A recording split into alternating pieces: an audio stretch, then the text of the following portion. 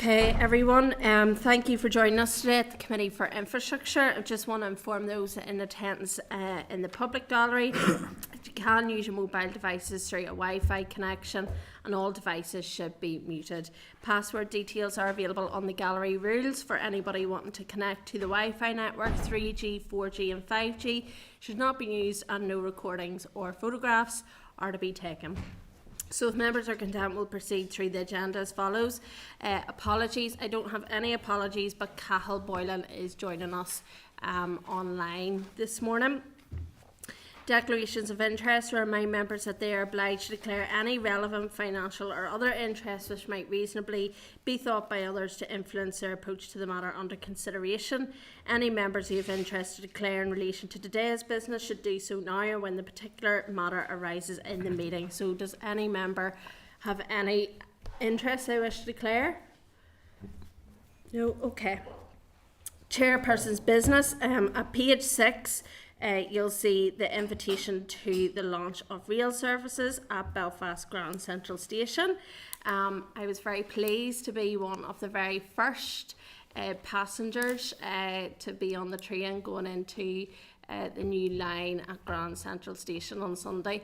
I can confirm that people were very, very excited, and as the train rolled into Grand Central Station, there was claps and cheers as it rolled in. So it was a great. You were on that? That's because I was on it, exactly. The Minister was also on it, just to add. But it was a very good occasion, and it's great to see that now operational. So moving on.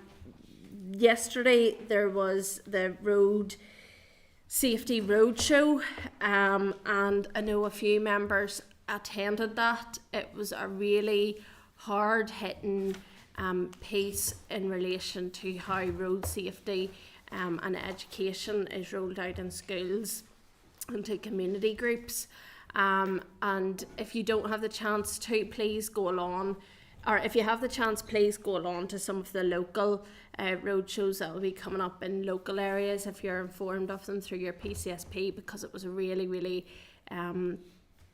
actually quite emotionally draining session as well, but really hard hitting, and it just brought home the realities of how important road safety is and how important those educational pieces are as well. And I just want to put on record thanks and well done to those real life examples and our emergency services team and local people who got up to speak about their experience and the impact that road death has had on their lives. So thanks to them. And then lastly, I just want to say it is Community Transport Week, so I think we just want to put on record thanks to the Rural Community Transport Network that's across Northern Ireland for the invaluable work that they carry out. I think it's important that we do recognise the work that they do throughout Northern Ireland on a daily basis. Okay, so item 4 is the draft minutes. At page 8, we've draft minutes of proceedings for the meeting on the 9th of October 2024. I'm seeking agreement that members are content that the minutes are true, an accurate reflection of the meeting on the 9th of October 2024. And if so, I'll sign the minutes. Content.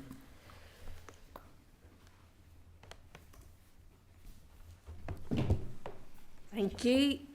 Item 5 is matters arising. At page 3 of your table papers, you'll see the draft response to the Committee for the Executive Office on the Programme for Government. Remind members that it was agreed at last week's meeting that a draft response to the Committee for the Executive Office should be prepared for consideration at this week's meeting. So hopefully, and I'm sure you have read through it, I'm asking members if they have any views on the draft response. Content, yep. Yeah. It is a very comprehensive document there from the committee, and I just want to put on record thanks to the clerk and the committee staff for their work on it and pulling it together based on last week's discussions. So are you content to approve the response for issue to the Committee for Executive Office? Content, yeah. Thank you. Okay, correspondence. At page 20 you'll see the correspondence memo. At pages 172 to 181 is item 6.9 and 6.10. responses from Newry, Morning Down and Derry City and Strabane District Councils to committee correspondence regarding grass cutting and road safety. Informing members that responses have now been provided by all councils. So what I'm suggesting is that we conduct an analysis of all the responses that we have got from all the different council areas to scope out areas where there's a common theme, where there may be differences, details of costs that have been provided, etc. So this will help us inform the next steps in terms of what we want to do as a committee in terms of taking this issue forward, because this will come at us quick again. So I want to ensure that we're looking at this area of grass cutting to see what we can do in the meantime. So are members content, or have they any comments they want to raise at this stage yet? I come on 6.5. Obviously I made a member's statement about taxis and bus lanes, the pilot study.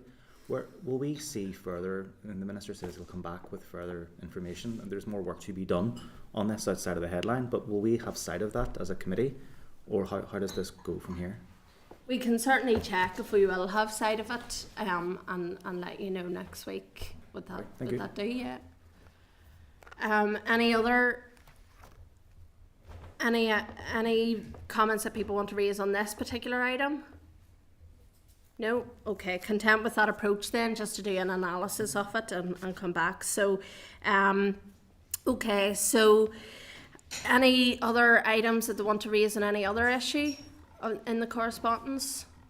Okay, so I'm seeking agreement that... Sorry, yeah. In terms of that one, it's on the night movers service. There was correspondence from the committee for the economy. Yeah, 6.7. The Minister, yeah.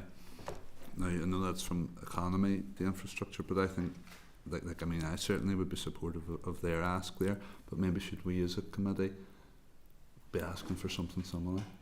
Yeah. Chair, sorry if I can come in there. The committee had previously forwarded correspondence from an individual to ask what was happening with nighttime transport, including public and taxis, and we did get a response in late on Friday afternoon, so it will be in the pack for next week. Yeah, that's okay. All right. Okay, so I'm seeking agreement that members are content to note the correspondence and remaining suggestion actions as contained in the correspondence memo in the meeting pack. Content? Okay, at page 12 of your table pack, or your table paper, sorry, the Minister for Infrastructure has written to us regarding termination of the vehicle testing equipment contract. I'm just advising members that the Minister has provided a detailed background to the decision by DVA on the 9th of October to terminate the vehicle testing equipment contract with Worldwide Environmental Products Incorporated with immediate effect. The Minister has outlined the expectation that the decision may be challenged. The committee may wish to hear, I would say we will definitely want to hear from DVA officials on this issue, and the Minister has suggested that this may take place in closed session, as officials may be limited in relation to the information that could be provided to us due to the likelihood of challenge. This is very concerning in terms of MOT test centres and the contract arrangements for them. It's certainly more pertinent to Hydebank and Mollusk in particular, because we all know that it is referenced quite a lot in relation to taking that backlog that is in the system. It's always references to areas where that may help with that. So do members have anything that they want to add in relation to that? Yeah, Chair, just to begin a closed session with them, I presume, because we need to find out what the implications is if it excuse me, goes into any other test centres across NI. Well, we'll see in terms of the closed session or whether it be open. You know, I want to get officials here as soon as possible, and if we can have as much in an open session as possible, I think that's good. But obviously, I'm aware there's legal issues that they may not always be able to talk to in open session, which we may need to go into closed. But certainly, I think we need to have officials here to understand everything that's went on there. and what the implications will be going forward for other test centres, because there has been issues in the past with equipment in other test centres. So members content with that? Mark? Yeah, and just I suppose they will be limited what they can say in open session, but I found previously when we discussed this issue in closed session, they were fairly limited as well. Yeah. In terms of, I suppose we know about, we're concerned obviously about implications for the public and on other test centres, but also just in terms of the financial implications for the department. I think they were a bit vague on that previously, so they know to come with it. Yeah, and I think that perhaps we might be able to get a wee bit more in closed session this time. I think they were even cautious to say some stuff in closed session, and when you see the letter, it perhaps makes some sense in relation to there was an awful lot going on there behind the scenes too. But hopefully we will get the answers that we want, even if it is in closed session. So are members content to note the correspondence at this stage, and to seek oral briefing from DVA officials as soon as possible? Yep. Thank you. Okay, item 7 is the Planning and Infrastructure Key Issues Mineral Products Association Northern Ireland oral evidence. At page 183, you'll see the clerk's memo, Planning and Infrastructure Key Issues Mineral Products Association Northern Ireland oral evidence. At page 187, you'll see Planning and Infrastructure Key Issues Mineral Products Association Northern Ireland written evidence. Bear with me.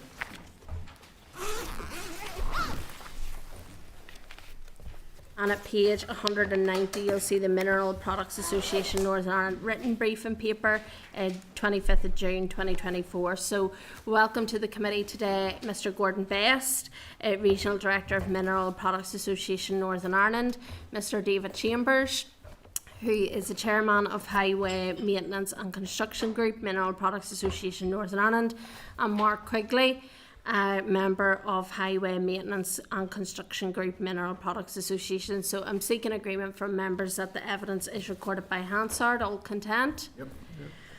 Okay, thank you for joining our committee this morning. We really appreciate your time and coming to us on this important matter. We do have quite substantial written evidence from yourselves, so as per usual with evidence sessions, I'm saying 5 minutes for yourselves to brief the committee. I'm very keen that we come to members' questions, because there's things that we would like to tease out from the written evidence that you have provided to us. So I'll let you introduce yourselves, and 5 minutes then just to talk to the topic. Thank you, Chair. I'm Gordon Best, Regional Director of the Mineral Products Association. Thanks everybody. I'm Mark Quigley, Contracts Director with Breedon and member of the MPA Highway Maintenance Group. David Chambers, Commercial Director of Gibson Brothers, and a member of the MPA as well. And Chair, as you say, you've all received our introduction for the committee. I'm going to read through some of it. Anything I don't cover, certainly we can cover in the Q&A at the end, particularly around the planning reform and decarbonisation and the NI water issues. But again, Chair Deborah, Vice Chairman John, and committee members, may first extend our thanks and that of our members to you for allowing this opportunity to come and inform you about the crisis facing the sector. And I would reckon it's probably the biggest crisis, funding crisis, that we've faced in over 25 years.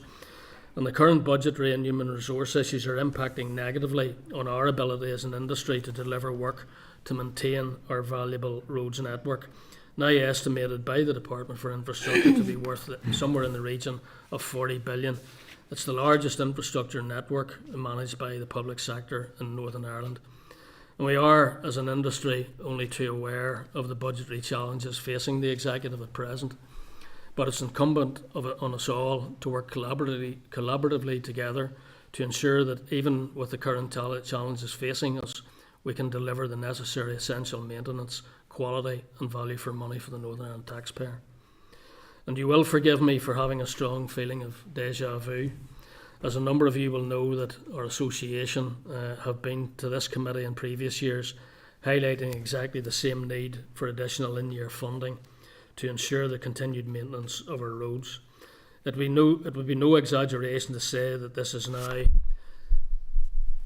a critical a crisis, funding crisis. The fact that we have the majority of contractors here today in the public gallery is a measure of that crisis. And as in previous years, the fact that we are depending on getting money that other departments can't spend is not sustainable and costs more in the long term, as reactive maintenance eventually turns into expensive reconstruction. The long-term objective is to achieve multi-year budgets that will result in more certainty and better planning for work, and we know that that is an aspiration of the executive to achieve those longer-term budgets. But the facts are at present that the initial allocation issued in April and the 12 million received for capital roads maintenance in the June monitoring round has all but been allocated and spent, meaning that we need to see a strong and successful bid for additional funding being made and received in the autumn monitoring round. If not, then the contracting industry will be grinding to a halt over the next 6 to 8 weeks. And what also needs to be recognised and understood is the impact of increased materials and wage inflation since 2021 that effectively means that every £1 spent on the ground is not covering the same amount of work as in previous years. Our association have carried out an assessment of the inflationary impact from 2021 across energy use, haulage, labour, material and plant, and have concluded that we have seen an increase of somewhere in the region of 30%. This means that if we were to see the same level of structural maintenance spend as we did in 2022, some 126 million, then we would need to see a 2024-25 spend of in and around 164 million. That supports the department's own estimate that the 2019 Barnett report estimate for annual structural maintenance funding plan of 143 million annual spend is now estimated at a staggering 190 million, just to keep our 27,000 kilometre road network in a safe and quality condition. There are approximately 950 men and women employed in the administration, manufacture, delivery and operational side of the roads maintenance sector in Northern Ireland. And it is on those people's behalf we are here today asking that everything possible is done to ensure we have the funding to do what we do best, and that's maintaining our vital roads network. If future funding maintenance is not forthcoming in October, then many of those 950 employees will not have a job. We estimate as much as a quarter of those workers will have to be laid off. Given that we have almost full employment and many are skilled in what they do, it is likely that the industry will have difficulty getting them back in the future if and when funding levels may be greater. Members of this committee will also be well informed that the budgetary challenges being faced at present is being made worse by the high vacancy levels in key areas of delivery within the department's Transport Roads Asset Management Unit. We are aware of and support the efforts being made by the department to address the skills and experience deficit through recruiting apprentices and graduates. We have already offered support and collaboration from the huge resource of industry expertise and experience to assist in making the delivery of road maintenance schemes more efficient and quicker. And we would also be willing to assist with the induction and training of these new DFI apprentices and graduates. We have identified areas where there is apparent duplication between industry and DFI in such areas as utility searches, site supervision, inspection and testing. All our members and contractors working for DFI have third-party accredited quality schemes, CE marking for all our products and management processes and how we deliver our activities. Is there really any need for the level of DFI supervision on site?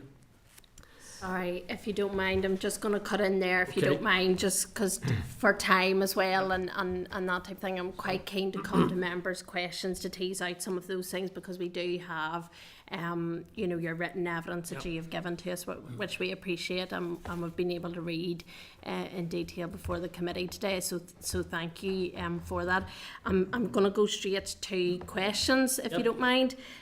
So obviously we are aware there is a shortfall in relation to the Transport and Road Asset Management Group's budget. allocation.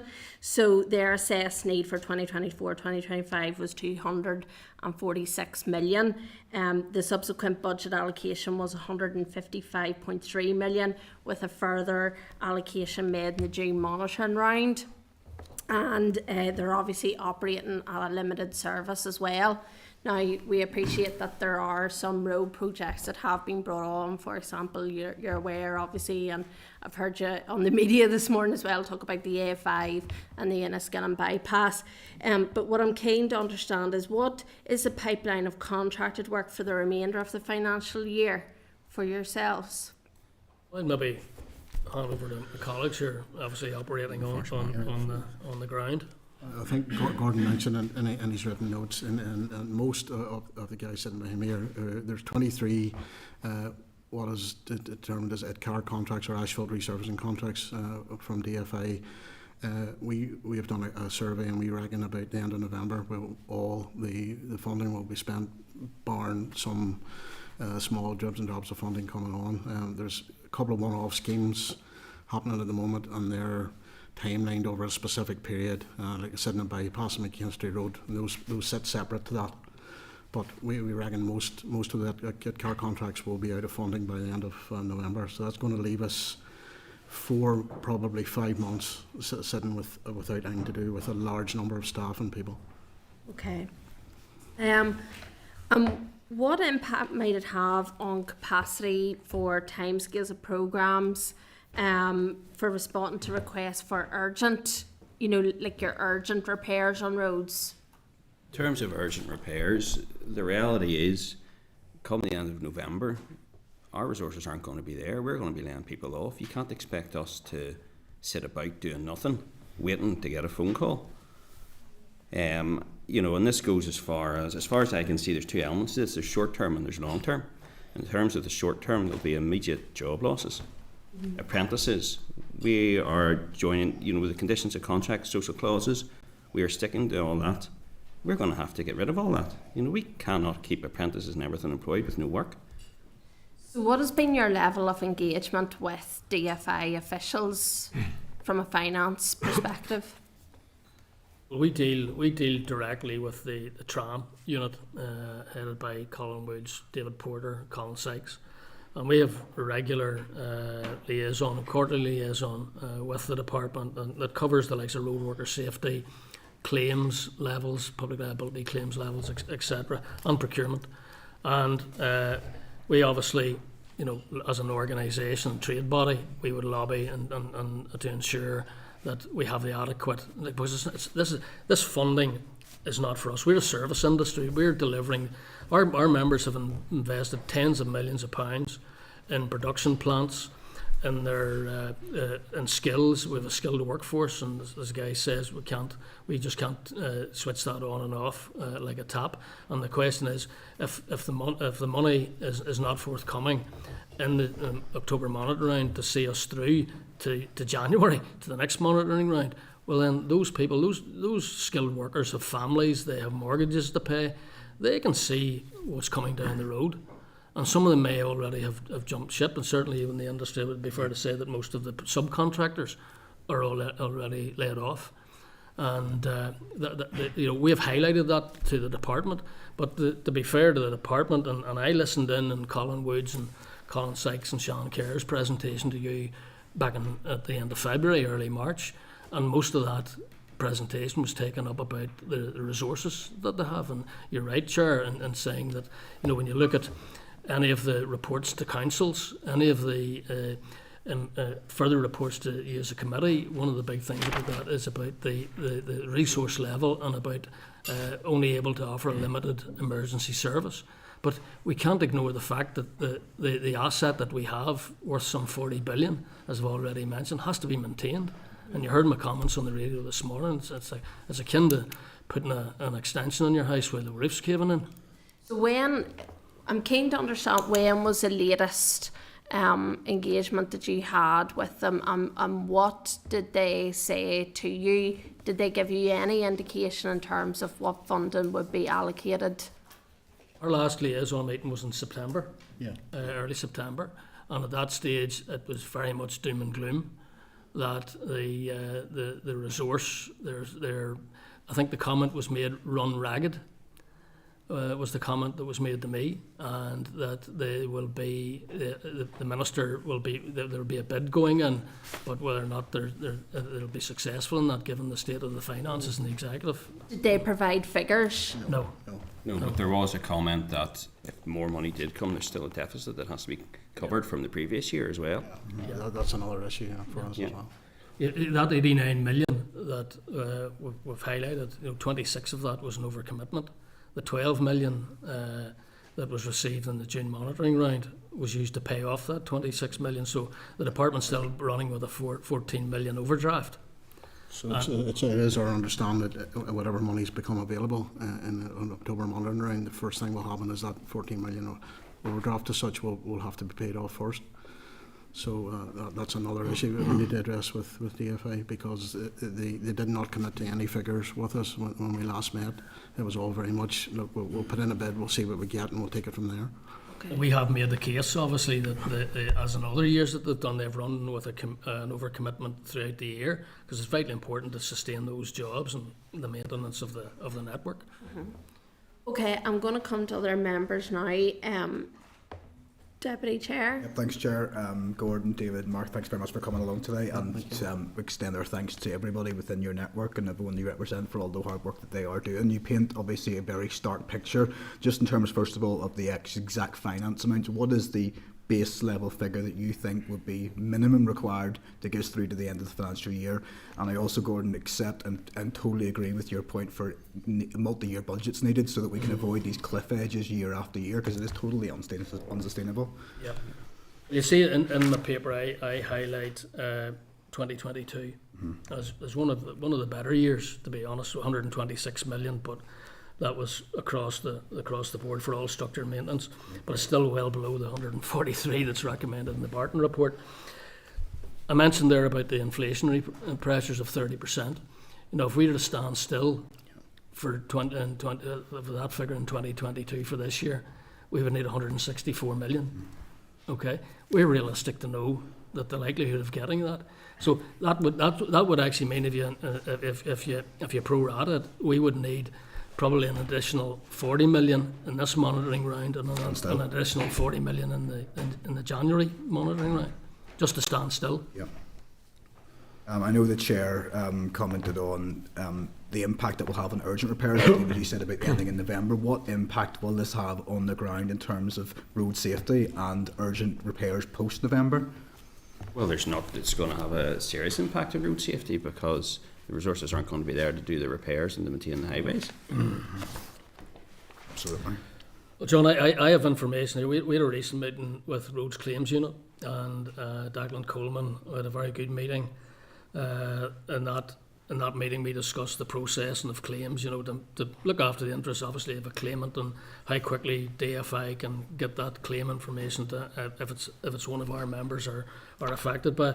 But I have the figures here for claims over the last number of years, and already, excuse me, already in 2024-25, as of the 16th of September, there was 2,359 claims received by RCU.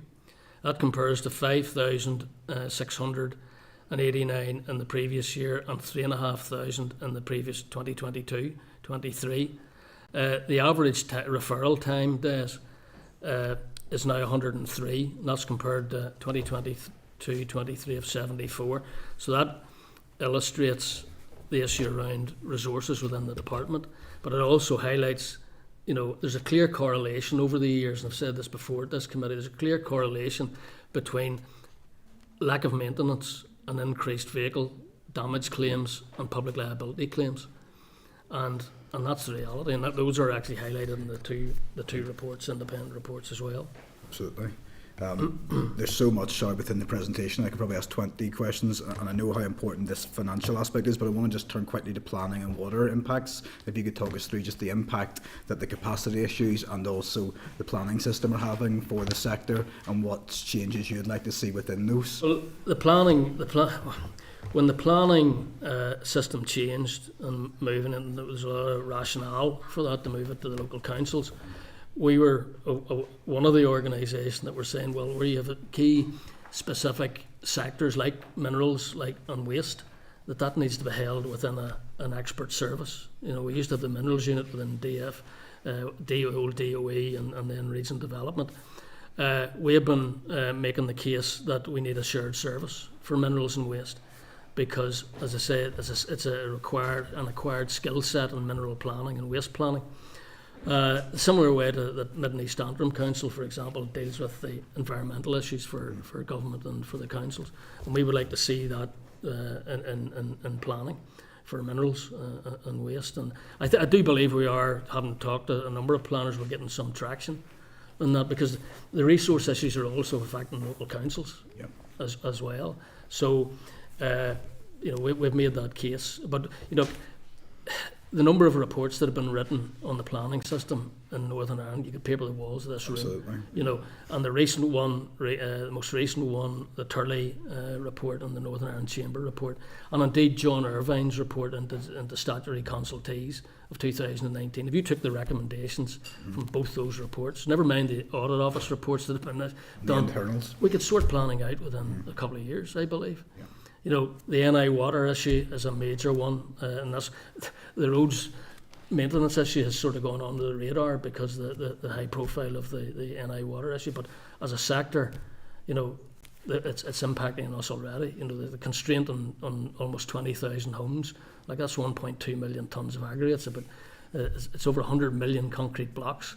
It's massive, and never mind the effect that it's having on other suppliers within the likes of builders, merchants, etc. So that is having a massive impact on Northern Ireland GDP. And of course, it's maybe one for another day. Like, we'd be happy to come back and talk to you what we're doing on decarbonisation. And we're the key sector, I believe, in Northern Ireland, certainly for the Department of Infrastructure, in terms of materials and transport, to reduce the carbon footprint of the built environment. No, you're right. There's so many issues we could tease out, but I'll come back at this time at the end, Chair. Thank you very much. Perfect. Thank you. Keith? Okay, thanks gentlemen for coming along, and appreciate your colleagues behind you there. I have a few questions. In the paper it refers to duplication between DFI and industry, sites, utility searches, etc., etc. How big an issue is that, and what's the saving, do you reckon, if you collectively use to do part of that and maybe them not do it? Yeah, well, give me some examples broadly. Well, the examples are the scoping and the planning of works, really. So at the minute you have two sets of individuals who are going to scope and plan works. They meet on site, they measure up, they go back, they decide what they're going to do, how they're going to spend the money. That definitely could be rationalised and streamlined at that point. When the works have been completed, the supervision of the works, all, as Gordon has mentioned, all the contractors are CE marked. We all run independent quality systems. In our view, the contracts would be over-supervised at times. There's no need for the level of supervision. Those resources could be deployed elsewhere in terms of scoping works and getting works ready for if money become available. There's testing and inspection as well. Again, all the contractors go through a rigid process of testing and inspection. All those records are readily available and easily available and can be made available to DFI at any time. So there's duplication there as well. It could be saved. So, talking probably 30% saving, at least on labour with DFI in terms of resource management. And what does that equate to in money? If you were to give me a figure on 20 to 30% saving? Well, you're talking individuals. You're probably talking. It's hard to say a figure, Gordon. I wouldn't even guess the figure. To be honest, it'd be difficult because we don't really know what DFI costs are. If there's currently a vacancy, and you've touched as well in your paper regarding within the departments and areas fit to spend the money. So say there was a bit of money coming in October, November. Yeah. The issue then being fit to spend it, right? So you're saying there's a reduction in staff already.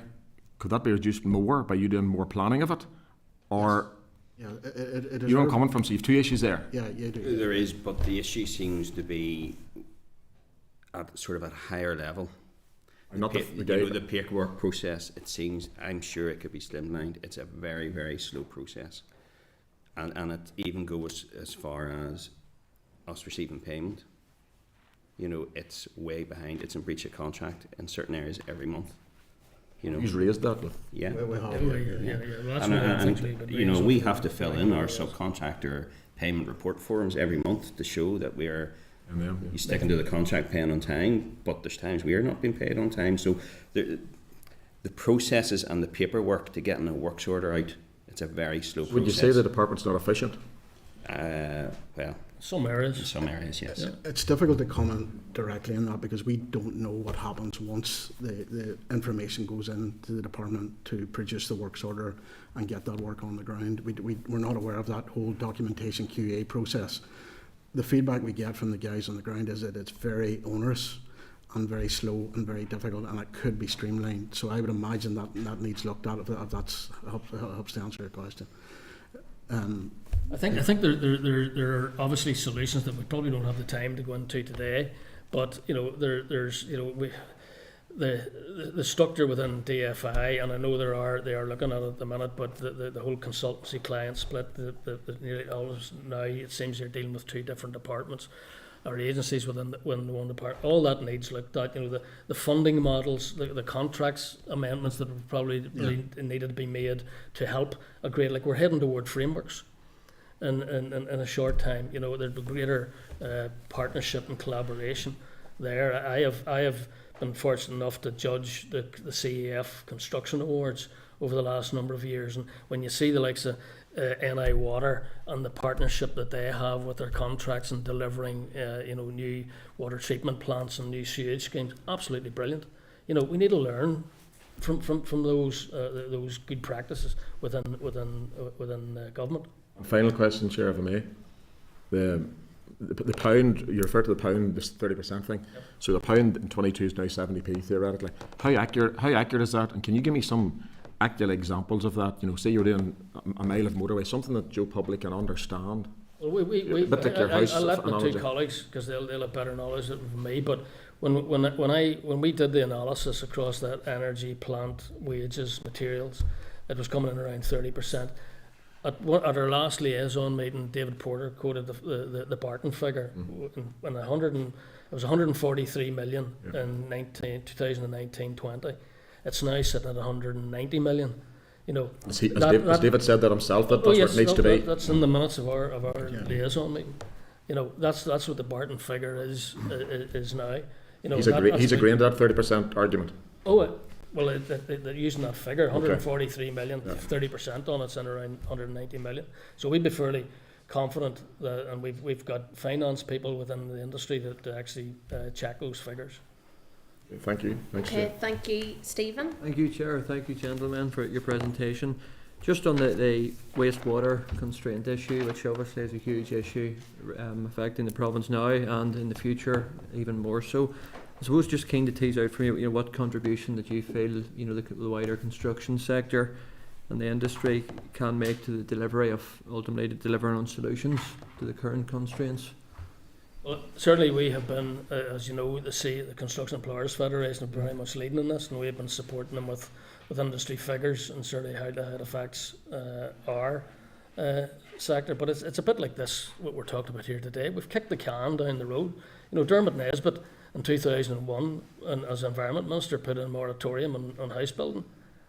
Where have we come? We haven't made any progress. And leaving aside, the funding issue, as government and as a construction industry and as a development industry, we need to work together to sort this out, because the implications for society and the economy, both socially, economically, and environmentally, are huge.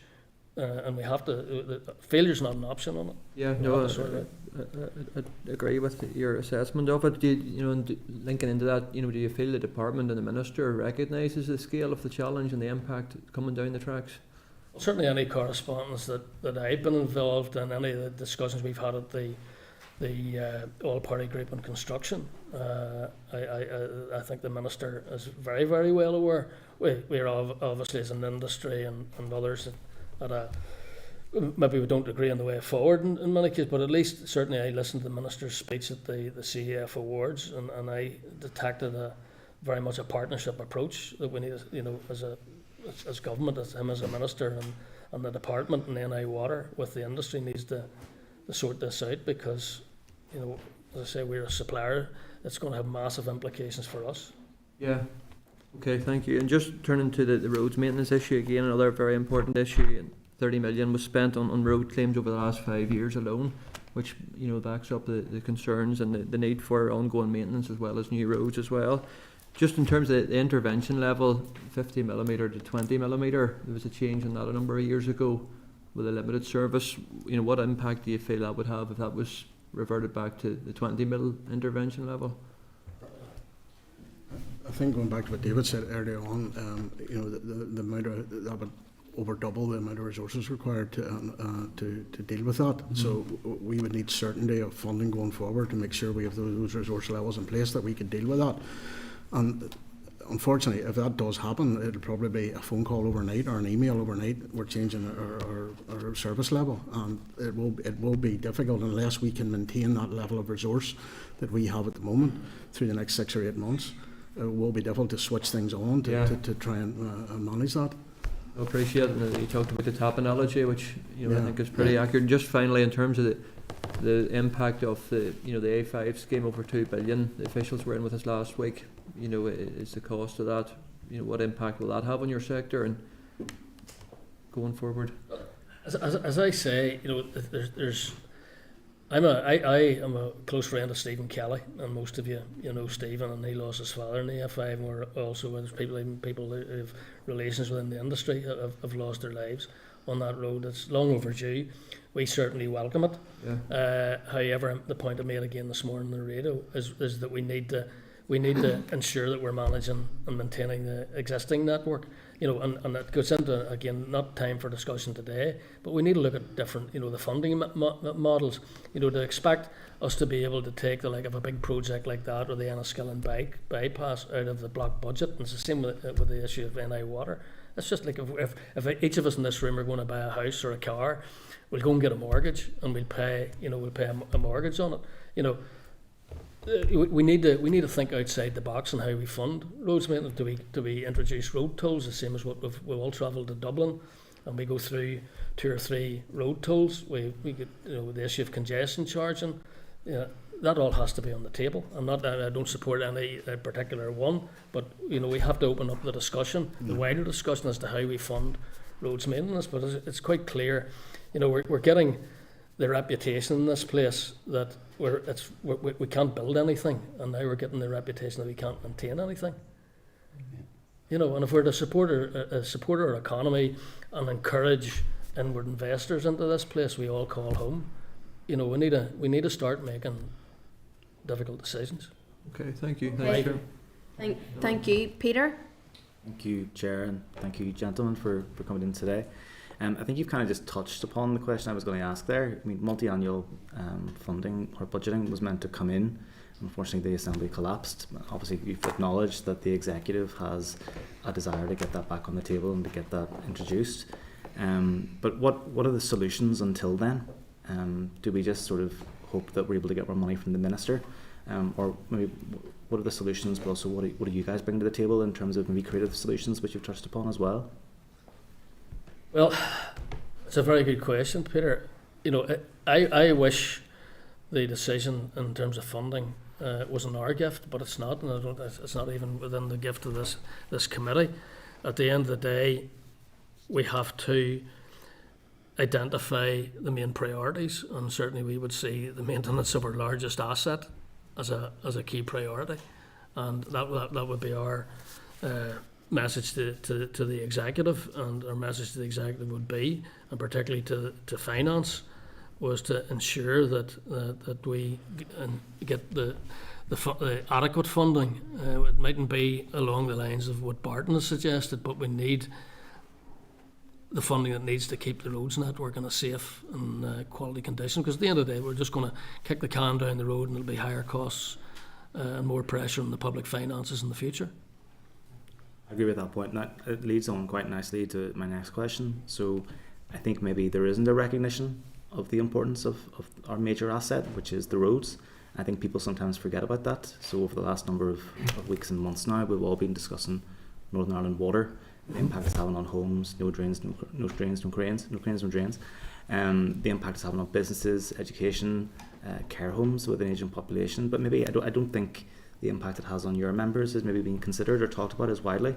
Is there anything you want to get on the record today in terms of the impact that the lack of capacity for Northern Ireland Water has for connections on your members specifically? On the NI water issue, Yeah. well, as I said earlier, we've submitted evidence in terms of materials, the effect on materials production, whether it be concrete roof tiles, ready mix concrete for foundations, concrete blocks, aggregates, etc. And it's absolutely huge. But the other thing is, and I think this was highlighted by Seamus Lenny, the Federation of Housing Associations. You know, we need to learn the lessons of Dublin. With this, the housing constraint, we're going to create housing pressure, which is going to put prices up. It's going to create a problem for young first-time buyers in terms of getting mortgages. That's going to mean that the people that we expect to be going out at weekends, spending money on hospitality, etc., are not going to have the money to do that because they're paying higher mortgages. You know, we're now sitting with what 32 towns around the country that are now constrained in terms of planning development for housing. And the ripple effect of that, not just for our construction materials sector, the likes of CEF members, but the wider economy is absolutely enormous. Just a brief supplementary. I mean, it just came to my head there that the Minister has recently announced about developers' contributions. Do you guys have any thoughts on that?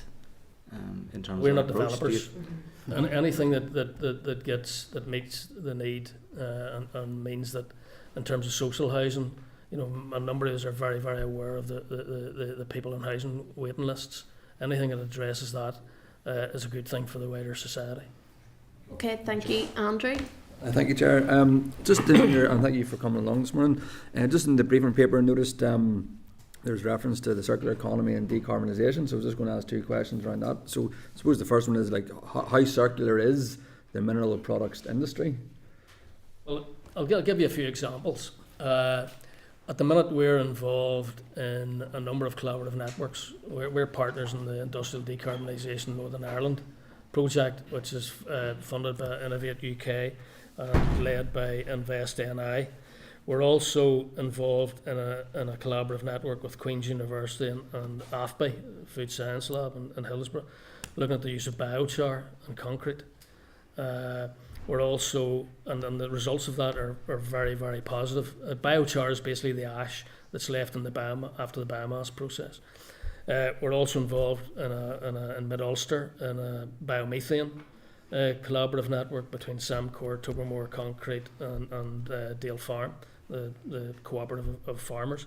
The biomethane question is absolutely enormous for our sector. In fact, you know, we've chatted with the AFI on this. We have 24 asphalt plants in Northern Ireland. There's about 3/4 of those, or 2/3, are connected to the gas network.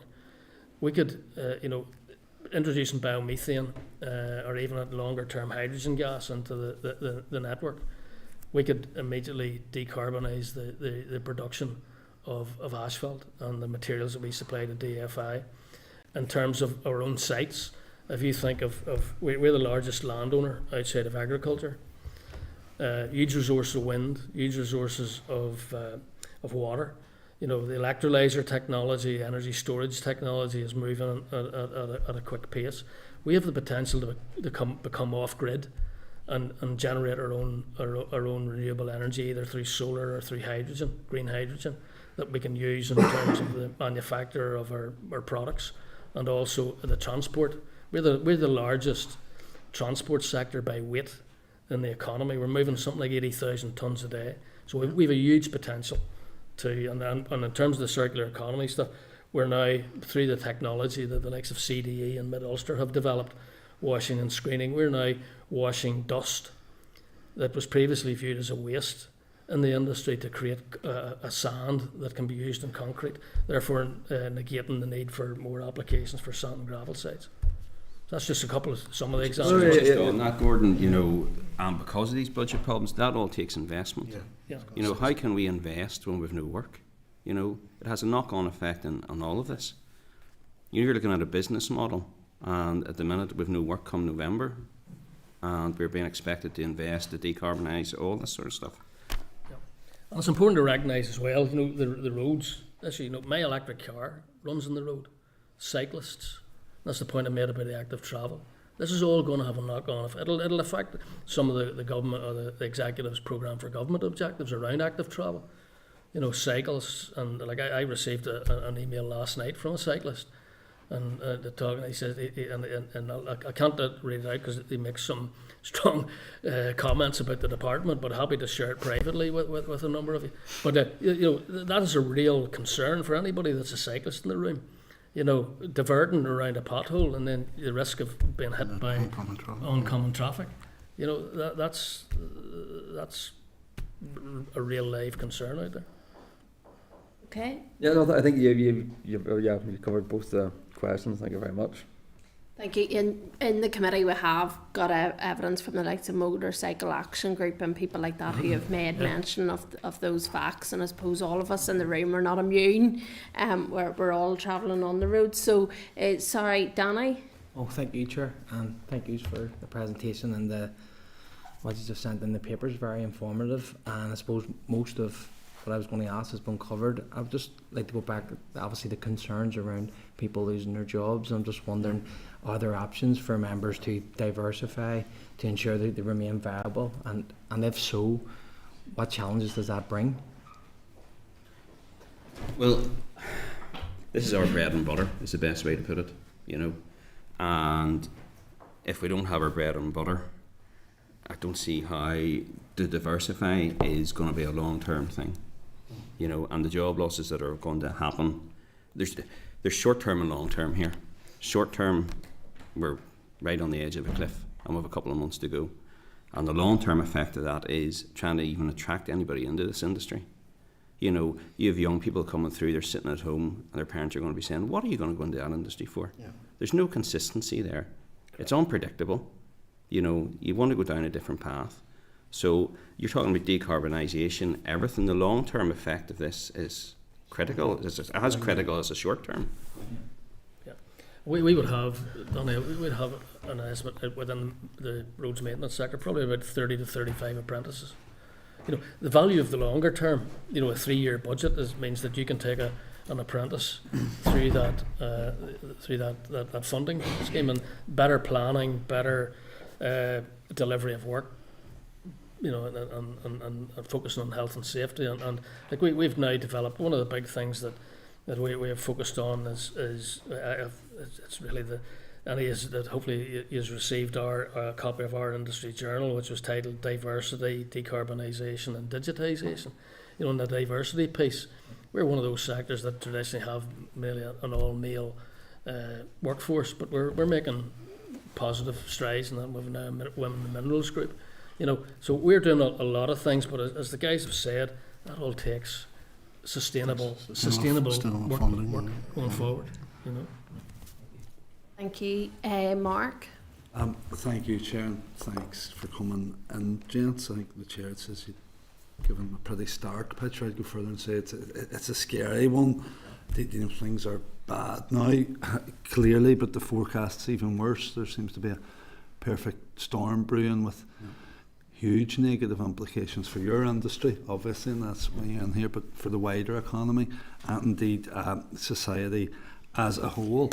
And the issue of multi-annual budgets, and we know we'd all like to be there in every department and every sector, would like to be there. Is it the case that even an annual budget would be a big improvement from where you guys are because of the reliance that roads in particular has had on monitoring rounds over the years?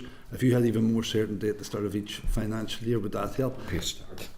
Well, 100%, and like a number of years ago, we all, you know, the department has always acknowledged the benefit, you know, of front loading the budget and getting as high as possible indicative budget at the start of the year in April, because then the money can be allocated, the work is done through the summer, longer days, better light, more health and safety, better quality. When I worked in the industry, it was the mad days of January to March, when all the money was accrued that departments hadn't spent, and there was a big influx into roads, and you were out. We're putting your life in your hands, really, because the traffic management nowadays is much better than what it was then.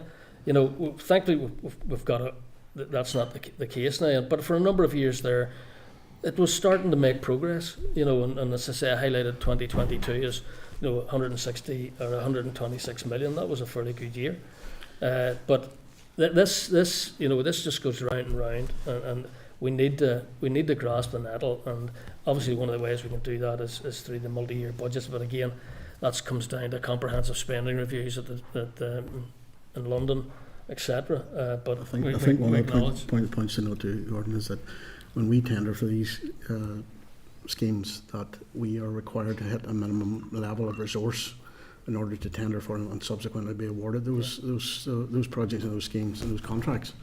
So we have to carry that resource, expecting a phone call without the certainty of budgets every year. And that's a very difficult thing for us to do. It is, over the last 2 or 3 years, it's been very, very difficult. We're going for long periods of time in year with no funding and having to find, you talked about finding innovative solutions to diversify and do other things. We're already doing that because we have to do it. We've been forced into doing that. But we're at the point now where we've nowhere to go with this here, and if we don't get some certainty of funding going forward, that there will most certainly be job losses come November, coming into Christmas, most certainly. I can't overemphasise that. And how's, I suppose, industry bearing up elsewhere in other jurisdictions? Are there the challenges here particularly pronounced? I suppose the Northern Ireland Oil one's more specific here than elsewhere, but I know all the streets seem to be paved with gold in the south at the minute, but across the water, has the industry got similar challenges? There's been a growth in construction across the water. One of the fortunate things that we have, and I'd even seen us through the recession back in 2011 to 12, was the importance of our precast concrete. We have the 3 largest precast concrete manufacturers in the UK, based in Northern Ireland here. So they kept a lot of the small, we all know the southeast of England never really experienced a recession, so those companies helped keep the small family-run business, sand, gravel, quarries, and the likes of Mid-Ulster and across the province going during that time. But certainly at the minute, anyone that's public sector facing are in difficulties. The economy is doing well here. Our sector as a supply sector is steady, but that certainly does not apply to the fears that have been given here today. So we're not just exporting the product; we're also exporting the workers as well, especially if there's no certainty here. Of course, as you say, Mark, the South have a £10 billion surplus, and certainly. So we work closely with the Irish Concrete Federation, and certainly the things are fairly buoyant down there. And finally, I know you've had or engaged in regular, I suppose, conversations with officials. You've outlined that. Have you had direct contact with the minister or sit down with the minister on this? Well, this is the close off. Certainly, I've said in my paper, over the last couple of few years, we've had 2 permanent secretaries outside visiting a couple of our plants and sites where they have seen for themselves the investment, the tens of millions that go into resources and the quality control and skills that we have to, as an industry, deliver for DFI. We had the minister out on the M2 Ballymena bypass a number of months ago, where he's seen for himself the investment in rollers, spreaders, the quality control aspect. But again, he actually got talking to a couple of apprentices who are on that job, and and certainly we would extend an invitation to the committee, at a time that's convenient, to come out and actually visit one of our sites, to actually see for yourself and appreciate the investment that goes in. Because we're not pleading for our money. We're a service industry, and we're doing this for the department and for the taxpayer, for us all, to maintain our roads network. Thank you, Mark. Content? Yeah. Just, and I would say, and very briefly, I don't want to teach my granny how to suck eggs, but I'm sure it's not just the Department for Infrastructure or the Minister for Infrastructure that's in your sites, given the huge ramifications for wider society. It's across the board: economy, finance. Point taken. Yeah. Okay, thank you. I just wanted to pick up on a point just that it came up in Keith's question, just around the duplication and inspection and testing regimes. What procedural or legislative requirements are there for DFI to specifically carry out such searches, supervision, inspection or testing? So if you were to do away with that, for example.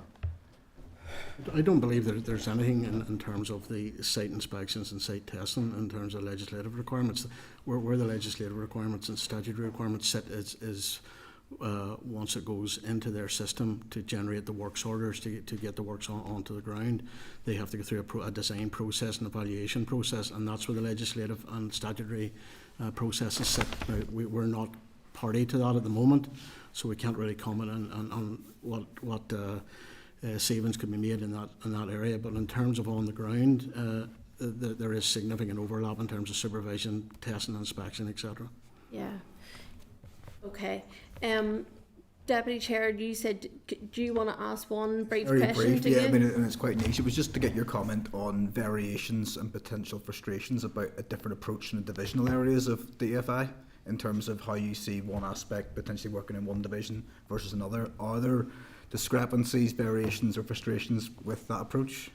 And there would be differences, yeah. You know, there's certain areas who have spent very little money, and there's other areas who have come out and says we're not taking any more money. Yeah. You know, but again, those are two different things. But it comes down to a resource thing, and I think one of our biggest concerns is there doesn't seem to be a concern from the DFI staff. There doesn't seem to be an urgency with them. Yeah. And we haven't come across that before, you know, and that is very concerning. It is very concerning, yeah. So that's a change in attitude. And Yes. Why do you sense that? I don't know whether they feel that they're overworked or they're closing ranks. I can't answer that question. I don't know, but that's the way it's coming across. I think the feeling we were getting is that their processes and procedures were very slow and laborious, and that's a source of frustration for them. That they know they know what they want to do, but to get from A to B and get that work onto the ground and delivered to us to complete is a very slow and laborious process, and it is very frustrating for someone. That's the feedback we're getting. Yeah, I mean, it is concerning, and especially David's point. Do you get a sense then from the staff in those divisions that they grasp the severity of the issue that's coming down the road? And surely in terms of the end of November here and that cliff edge of funding on roads maintenance? No, they definitely do, but there doesn't seem to be any concern there. You know, and we have sat down, I'm sure that everybody sat down and at our monthly meetings, and you're trying to come up with solutions, and nope, this is the way we're doing it, and that's it. Thank you. Okay, thank you. Do you think, just following on from that, do you think that could be, you know, with the best will in the world, we could have all the money, but we mightn't have the people and the boots on the ground to do it? And at the minute, where DFI is sitting at, in terms of the road asset management side of things, is sitting at 28% in terms of vacancies. Do you think that's part of their consideration? Well, Chair, I have said on a number of occasions that to various people, including a number of MLAs, that it used to be the case, you know, 10, 15 years ago, where roads was viewed as the jettison for the unspent money, because we could get money spent quickly, particularly in that last period of the financial year. That is no longer the case. You know, people used to question the capacity of the industry. Let me state here now, there is no industry capacity issue. The capacity and the concern is now that if we got required investment, that the department wouldn't have the resources to actually deliver it. And I think, sorry, an example I would use was the minor works contracts haven't run for quite some time, and they have teams dedicated to them. And I think Mark's made the same suggestion, we made the suggestion, what are those staff actually doing? Why can you not pull them across to the resurfacing? And the answer was, they wouldn't want to come across. Now, if that was in the private sector, that would not wash. And there's there's some contracts that have spent their budget. There's contracts that haven't spent their budget, and we have asked repeatedly, could staff not be moved around the province to address that shortfall in staff in those areas and get that budget spent, and we get the same response. You know, if that was private industry, it would be done overnight. Okay, well, look, Thank you for your evidence to the committee today. We appreciate it. It's timely because we do have departmental officials coming up in relation to the budget and the October monitoring round. So we appreciate your time today. Thank you. Thank you, everyone. Thanks everybody. Appreciate your time. Thank you.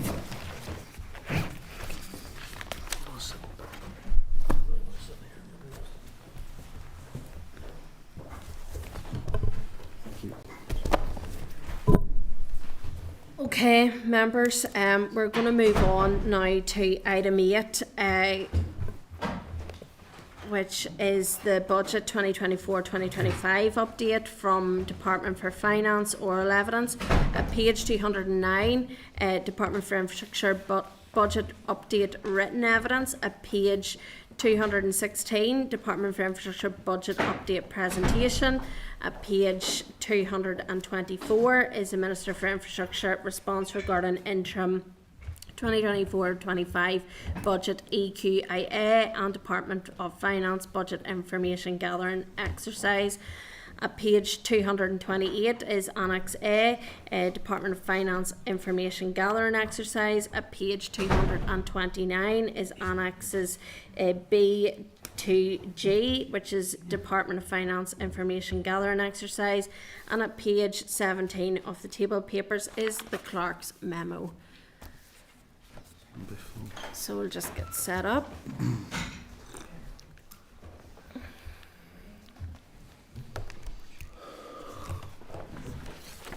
Okay, so coming to the committee today, we have Miss Susan Anderson, Director of Finance Department for Infrastructure, with Mr. Declan McGowan, Deputy Secretary, Water Departmental Delivery Group, Department for Infrastructure, Mr. Colin Woods, Deputy Secretary, Transport and Road Asset Management Group, Department for Infrastructure, and Miss Judith Andrews, Acting Deputy Secretary for Climate Planning and Public Transport for the Department for Infrastructure. As usual, I'm just seeking agreement that everybody's content that we record by Hansard. Content? Done.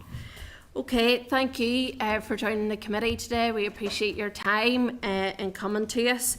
As per usual, just briefly, if you don't mind, 5 minutes opening up and run through. We do have obviously all the evidence as well and the presentation, and then I'm keen to come to members' questions, so I'll let you take it away. Thanks, Chair. We are just going to do a short presentation through a couple of slides, but it will be very short. Yeah, thank you. Okay, so if I may just make a start then on the slides and the information that's been provided to the committee as well. So just a bit of update then in terms of June monitoring from where we were last time we were at the committee. So as you remember, we bid then for 45.5 million, of which 4.3 million of that was inescapable. We received an allocation then in resource of 6 million, and that has been used then to address those inescapable pressures. So just to remind you, that's around our public liability claims, the roads drainage charge, and our PPP contracts as well. That addressed 4.3 of the 6 million we received, so we've got a small balance left of about 1.7 million, and we're currently considering that in the context then of the in-year exercise and in relation then to October monitoring as well. In terms of what's happened then since, DOF commissioned an urgent in-year exercise during the summer period, and at that stage then we submitted the bids as set out in the table. So for NI Water at that stage that was 19.6 million, 10 for TransLink, 3.1 for winter service. Then as time has moved on, we were looking then towards our October monitoring round, and we commissioned then a further exercise in year to update those just to see where we were in terms of our pressures and if anything had moved. With some changes then following that exercise, with NI Water's pressure increasing then to 23 million, largely due to increases in regulatory energy charges. TransLink, small decrease there as well. Winter service remained the same, and then a further pressure in relation to that's our essential road maintenance, and that's to make sure that we can deliver the limited service that we have set out to deliver this year. There's no outcome from the in-year exercise, and then DOF has now formally commissioned October monitoring, and we're looking then to work with Minister in terms of the bids that we submit as part of that exercise as well. Also then, just in terms of further finance updates, DOF has commissioned then a future years exercise. So committee then has been provided with our bids that we've put forward for future years. primarily focusing on next year, but we're also looking at the subsequent 2 years as well. So for next year, we're looking at a requirement of 716, and that goes down to 709 in the third year as well. And really what we're trying to look at then is setting that against our roll forward baseline, which is the 559.5 million. So that would require us to make reductions as set out on the slides that have been provided. You'll see again from just how we've presented this in the slide, the movement between each of the various areas. So for example, NI Water, that represents the mid-term review figures that the regulator then has provided as well. With the tram requirements, for example, setting out what we'd need to deliver in a standard and slightly above level of service there as well. In terms of what we would need to bid for then, if we had to live within a roll forward budget, again, I'll not run through each of those, they're all set out in the tables. This is what we would need to bid for to be able to deliver the level of service that we would like to be able to do in terms of the year. And again, committee will be familiar with many of these from previous updates as well. As I say, I'll not go through those in detail, so they're there. Moving on then to capital. So again, just a wee bit of a recap in relation to June monitoring. We submitted capital bids at that stage, totalling 170.4 million, and within that included our 26.2 million of our over planning commitment that we'd already factored in then to our opening budget. We received an allocation of 12.5 million, and that has been used then to reduce our over planning commitment, so it's down now to 13.7 million, and that's where we stand at the moment. Similar to resource then, we had the urgent in-year exercise. Whilst the focus on that exercise was on resource, we did take the opportunity to highlight that we could actually spend further funding on capital should it be available, and we submitted then the bids as set out on the slides there, 159 in total. Again, similar to resource, we've done another exercise to update those in advance of October monitoring being commissioned. You'll see some of those have moved slightly, and really that's primarily due to the passage of time, and that we can't obviously spend, as time moves on, we can't spend the same amount that we'd expect to spend as we did during the summer as well. So that's how those have moved on. In terms of future years requirements, so again, this slide just sets out the various movements across the 3 years for capital. I suppose the big changes there are in relation to tram, primarily that's in relation to the A5 and the increased requirements as we expect over this 3-year period that we're looking at here. For next year, we have a requirement of 1.27 billion, and that rises then to 1.7 billion then in the third year. And again, just for example, if we look at NI Water, that reflects again the mid-term review figure that the regulator would have set as well, with other requirements being identified in terms of inescapable and health and safety requirements as well. To say that's a very quick run through the slides, just in terms of an overview of the budget situation, financial position. So happy to take questions, Chair. Thank you. We're just coming on the back of quite a stark presentation to the committee in terms of the Mineral Products Association and their concern post-November that there will be they'll be laying off staff and that there'll be no road infrastructure resurfacing schemes that they will be able to that they will be able to have as a result of the budget conditions. Can you give any confidence to them today in relation to, you know, the impact that this will have on the economy or where they're likely to be post-November? Yeah, no is the short answer, Chair, unfortunately. So I'm familiar with what Mr. Best has said, and you know, don't take any issue with the accuracy of it in that sense. The department will be relying on the outcome of October monitoring to have additional money to invest in structural maintenance. We know that we're investing less than the network requires from an engineering perspective to keep it in the right condition. And this is the essence of the budget challenges that the department and the minister have been grappling with for a number of years. That we have a bid for 25 million for structural maintenance, which reflects what we think we could realistically spend over the remaining period in the year. 25 million could also equally be spent on public transport or on water for other things that we know we would like to do and feel we should be doing. And that just goes to the heart of many of the budget challenges, as I say. Okay. We know about the vacancy issues as well. Is that a key consideration too in relation to how you're able to deliver? Because they did also talk about duplication of DFI staff and, you know, their own staff within the system. So can you maybe talk to that? Yes, so look, we're very happy to work with the MPA and with our contractors on ways that we can work efficiently together. there is a point at which we can't have contractors marking their own homework, as you'll appreciate. So there are limits to that, and it is true that our own delivery capacity is another constraint on our work. Less so in the context of the rest of this year, because there's no meaningful way to grow a workforce in that period. Even if money was available for extra people, but we can spend about £1 million of structural maintenance per member of staff in our teams, and obviously the number of people that you have then influences how many schemes you can bring forward. So look, very happy to work with Gordon and with the contractors on how that can work better. I'm not sure that it alone would be the answer to this. We have a number of independent reports, including from the Audit Office, that talk about numbers in and around 190 million a year for structural maintenance. So the average over the last couple of years is somewhere between 100 and 120 in terms of final outturn figures. So there's no way to sort of get efficiency gains that make up for that shortfall. We're going to do the schemes that we think are the highest priority with the budget that's available. I was aware of the announcement yesterday from the Minister in terms of City of Londonderry Airport, and that the department will be taking on the 3 million. Where is that money going to come from? It's being transferred from the Department for the Economy. But in terms of our funding, so does that... 3 million's coming in as a receipt in October monitoring, and then we'll use that money to spend it. It's to do with the legislative powers to make the funding available, and there's some work to be done before.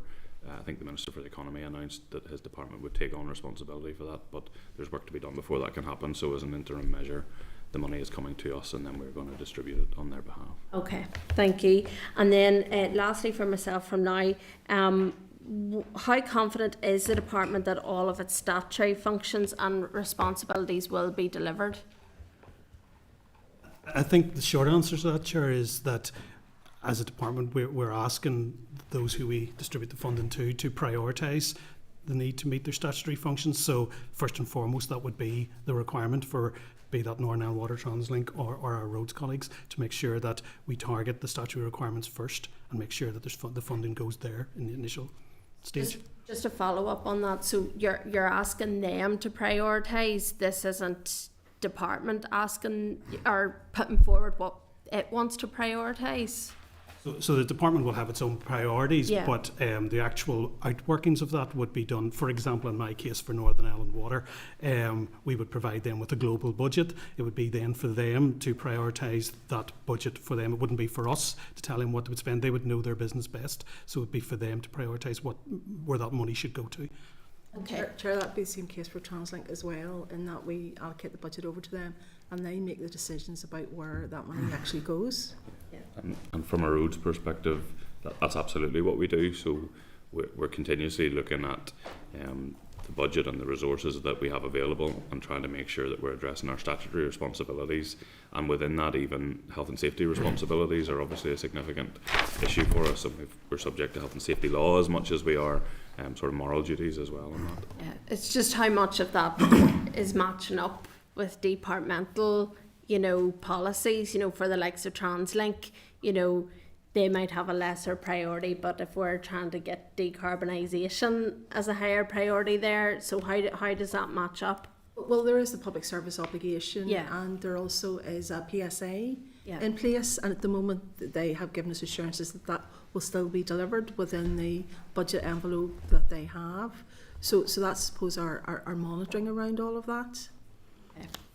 I'm going to come to other members, Deputy Chair. Thank you, Chair, and thanks very much for coming along today. Just again, following on from the start picture that we got in terms of roads maintenance, has there been any sort of financial impact assessment done of what would, how it would be impacted should the essential and urgent works not take place to the degree they need to be taken in terms of the roads themselves and also on claims, and how that factors into any decision making? So from a claims perspective, we look at each claim on its merits, and we consider, have we fulfilled our statutory duty under Article 8 of the Roads Order to maintain all roads to a reasonable extent. We defend the claims that we think we have a defence to, and we will seek to settle claims where our legal advice indicates that that's what we should do. we look at a range of things when deciding which schemes to deliver, and one of those is the claims history of a particular stretch of road or a particular location. We look at the structural condition of the road using the detailed assessments that we carry out each year, and the outcomes of our visual walked inspections, where we have carriageway inspectors noting defects and so on. So we bring that together in our system.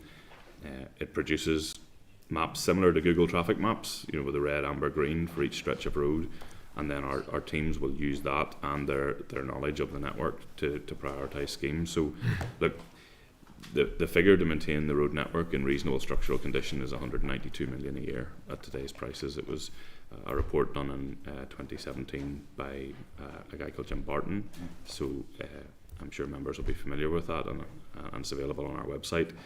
It sets out the detailed case for how to maintain a road network and what do we think it costs. It makes a number of points that I know the MPA would have made already around multi-year budgets, get you better value for money, the ability to plan longer term. But you know, I've used the analogy before. It's like your own car or your own house. You know that if you don't spend enough to maintain it in good condition, at some point down the road it either doesn't work or you have to spend a heck of a lot more, and the road network's no different. You know, totally agree, and I think that our colleagues at the back would echo that. Part of that maintenance is obviously partnership and the viability of those private sector companies to continue to deliver the works in the absence of the required funding. Obviously, we will hit the cliff edge where it's unsustainable and unviable for those companies to continue to operate, which will have an immediate impact on the ability to deliver roads maintenance. I'm just interested to hear your thoughts on that and the impact that could have. Yeah, so I have no reason to doubt, as I said before, what you've been told from that perspective, and a vibrant and competitive supplier base is obviously one of the ways the department gets good value for taxpayers' money. We have competitive procurements. We've worked well with the industry to reform how we deliver procurement exercises and how we create the contractual relationships. So it's obviously of a concern to us that contractors are concerned about their viability. Having said that, here's the money we have to spend, and we're content that it's all going out. We're not holding any of it, so we've bids in so that we'll look to increase the investment that we can make, subject to the outcome of the monitoring rounds, and we'll certainly do that. Okay. The final one, Chair, is just around vacancy rates. We've heard about the extensive vacancy rates within the department, and I know that you're trying desperately to recruit as many people as possible to fill those. What are the economic impacts of those within the budget? Should they all be filled, and is that factored into in terms of the budget? Should we hit the numbers that you wish to hit going forward? Well, speaking from my perspective, we plan carefully how much money it would take to pay the people that we're trying to recruit. So there is a constraint on our staff budget, our wages budget, just like, you know, it all comes out of the same resource funding for the most part. So that's something that we keep a very careful eye on in terms of if we run a competition and expect to be able to hire X number of people, we need to be sure that we can't afford to take that risk. We have to be sure that we have the money to pay the wages that would need to be paid for the rest of the year, and that's part of how we judge what activity to deliver. And more generally, our budget planning over the next few years includes a budget line on our staffing budget to make sure that there's money there should we have the people. So it's there. Okay, thank you, Keith. Okay, thanks, Chair, and thanks for coming along. My question relates to budgets for obviously road maintenance, Colin. So explain to me how it works that, say in October monitoring you get additional money, okay, of whatever figure, and you need to feed that down to the different sections, okay. How do you distribute that to the sections? So the first thing we do is at the start of the year we over plan in terms of the number of schemes that we have available, because we know there's a chance that we could pick up money in monitoring rounds and make good use of it. So we don't start the year and only design 89 million worth of activity. We have other schemes that are ready to go. As I say, we look at the condition of the road, we look at the relative traffic volumes on the roads. We try and find the best schemes that will make the biggest difference and get the best value. Sorry for cutting across. Who actually does that? Is that the section engineer? Who is responsible each section for doing that? So they're providing an overall list, I presume, yeah? So it's done by roads division, so we have the 4 divisions. Yeah. So we would have the divisional roads manager, the director of maintenance, and the section engineers would work together and produce an agreed programme of spend, and then you'll obviously be aware that's also shared with councils at this round about this time of year is when we're doing that as well, just to set out what's happening in each area. But it's a combination of those people. And how do you police that, for a better word, that you see that one division is providing a certain amount of money more than another or less? Is that based on kilometres of roads, or how's it based? Because you could have an area proactive and you may not have another area. How do you police that? So we manage that. We have a network maintenance committee, and then we have the staff structures. We've got a director of maintenance, and it's his job to be on top of the detail of how that's working. And we're also keeping an eye out for feedback, and that's one of the ways in which local knowledge of the network and the ability of the section engineer to understand the topography of a particular stretch of road and the value that could come from different engineering solutions is of great use to us, and we try and make sure we factor that into the thinking. Okay, one other question of me. We see a rollout recently in I think it's West Belfast of additional Irish signage on signs and roads, 93 upright signs and 35 road markings. Do you have a budget for that, or what was the budget to do that? I would need to check the precise number. I don't have that in front of me. That would have to come out of the department's budget, as everything we do does. I'd be interested to get a figure for that pilot, and to understand what's the definition. Well, I know what the definition of a pilot is, but what's a successful pilot, and was there an equality impact assessment carried out on that? To your last point, yes, there was. There was. Okay. So there was an equality screening. Sorry? There was an equality screening. I don't believe it went to a full equality impact assessment at this stage. If you could provide that budget or the figures, Colin, that'd be great. Sure. Thank you. Peter? Thank you, everyone, for coming in. Good to see you all again. I'm Colin, especially you. Good to see you again. I have a question on the climate action plan. As obviously it's mentioned within the pack, do we have any assessment of what not funding this has had this year? Yeah. So maybe I'll start and talk about the emissions model. So what we have funded this year has been the development of the transport emissions model, which tells us in great detail the composition of the vehicle fleet here and the emissions profile of that, which allows us to understand better the types of things we might need to do. The committee will be aware of the ZEB mandate, which has now been through the Assembly. That is the single biggest intervention that will help with decarbonisation in the short term. There are lots of other things that we might do, and production of a transport sectoral plan will allow us to set out other investment opportunities in public transport, active travel and so on, that will take that forward. I would say that in this year the impact of not having additional funds would be more limited, but certainly, as you can see, obviously over the next couple of years, we do have lines in our forward plans for decarbonisation and other climate interventions, because as a department we have a lot of climate adaptation responsibilities around flood risk in particular, which also requires capital funding. So. Yeah. Thank you. And then lastly, I feel like I'm raising developer contributions all the time at the minute. Do we have any initial assessment or feeling in terms of what positive impact this can have for Northern Ireland Water? I do have one or two concerns about it, and we don't need to get into them today. That's fine. I'm wondering departmentally, what impact do we think this is going to have on the financial resources of Northern Ireland Water? Peter's too early to say is the short answer. We have to look at both the legislative and regulatory framework to see just what it entails. As we sit at the moment, for example, the legislation prohibits us from the developer making payments to Northern Ireland Water, so we have to look at that even in the first instance. So we're at that very initial scoping stage that we have to just work out just what will be the benefit of doing this. My personal view on this one would be that you have to look at this in and around. You heard when Dennis was here a few weeks ago about other initiatives we're looking at, for instance, the natural water solutions. So this is almost a package, a suite of things. In and of itself, the developers' contributions may not make a huge impact in the budget pressures, but it is a contribution. But brought together with all of the other pieces of work, it will make an impact as a collective. So it's looking at that, but it's too early to say at this stage how successful or otherwise it'll be. Just lastly, touching upon that, yeah. Is it fair to say that developers are presently making contributions anyway? One or two people have said that to me recently. It already exists somewhat presently, and this will go above and beyond that. Is that a fair assessment to say? I'm not aware of how that would happen insofar as there wouldn't be the provision in the legislation, but there may be some route that is happening that we're not familiar with, but we get it checked and come back to you on that. Yeah. Okay, thank you, Mark. I was going to give an answer, another question, sorry. Chair, I think developers can currently contribute to water infrastructure, but not wastewater infrastructure. I think that was the issue. Thank you, Chair, and thanks for coming in. Folks, I was just wondering, and thanks for the work you've done on this. You've fewer beans to count to this, whether or not as many as you would like, evidently.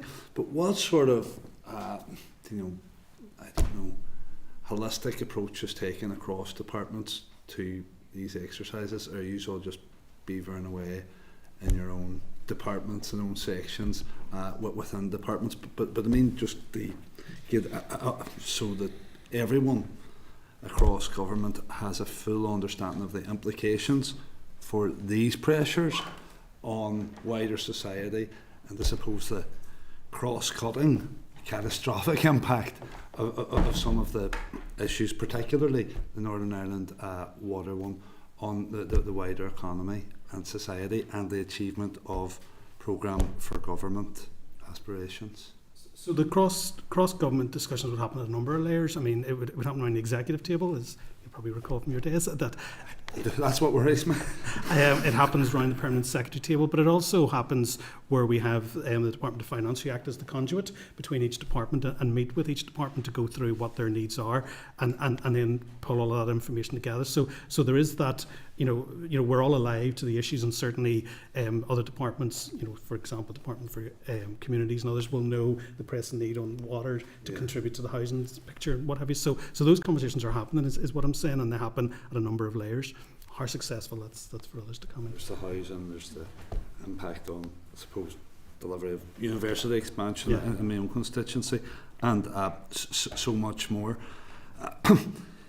The Climate Change Action Plan, Peter mentioned that. I know there's future bids, like for the next couple of years there are significant bids, and then there's none in 27, 28. I was wondering, is all the work anticipated to be done by then, or what happened there?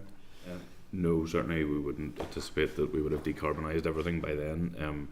I think that's more a reflection of we haven't yet got the detailed transport sectoral plan that could profile some of that spend. So we have a marker down there to indicate that there's likely to be additional funding required, and some of the work that we're going to do over the next 6 to 12 months to write that plan in compliance with our obligations under the Climate Change Act will allow us to set that out and have better informed bids and proposals. And while I've got you, Colin, the reduction in the requirement for the A5 this year, was that all, and that funding's ring fenced, was that all the money that came from the shared island unit? And also, have we worked out yet under the Climate Act, in terms of the active travel spend, have we worked out what the 10% is of yet? And should that have a separate, I suppose, line in this as well? So, on the budget issue, sorry, could you repeat your first question? Because I started thinking about your second one. It was the A5. The A5, yes, sorry. The reduced requirement there. So the only money allocated towards it for this year was the money that came from Dublin, was it? The money was allocated to us by the Department of Finance, so I would need to check with them exactly what arrangements they have made. So that's just a consequence of the decision coming slightly later than we had hoped at the start of the year, and the delay just means some of the activity gets pushed back into the following financial year. And the money just gets pushed back to next year as well. So the executive has taken its decision, obviously, on the partial authorisation, and that money is now, as far as we're concerned, that's locked in, and it's just a matter of putting that through the budget process. On active travel, the Minister has considered the definitions of some of the words, because one of the things we've wrestled with over the last year and a half around that clause of the Climate Change Act is that the Act itself does not define, so we're trying to make sure we come up with reasonable and sensible definitions. So the definition that we're using is physically active means, essentially. The Minister's considering an active travel delivery plan that will set out proposals and options for how we can invest in sufficient activity to not only spend the 10% target, but also make sure that that's valuable and that it's really adding value to communities and opportunities for people to travel by active means. Do we know what it's 10% of yet? Will that include like the public transport budget? Will it include, for example, that money that comes from we're treating via Department of Finance for the A5? Does 10% of it have to be put on as well? Yes, is the short answer. So everything that DFI spends on transport is a working definition. There's obviously lots of budget lines, and we're looking at all of them individually, and we have a working figure of somewhere in the region of that the 10% could be somewhere in the region of between 70 and 80 million pounds a year, a combination of resource and capital. So should that maybe have its own budget line when those?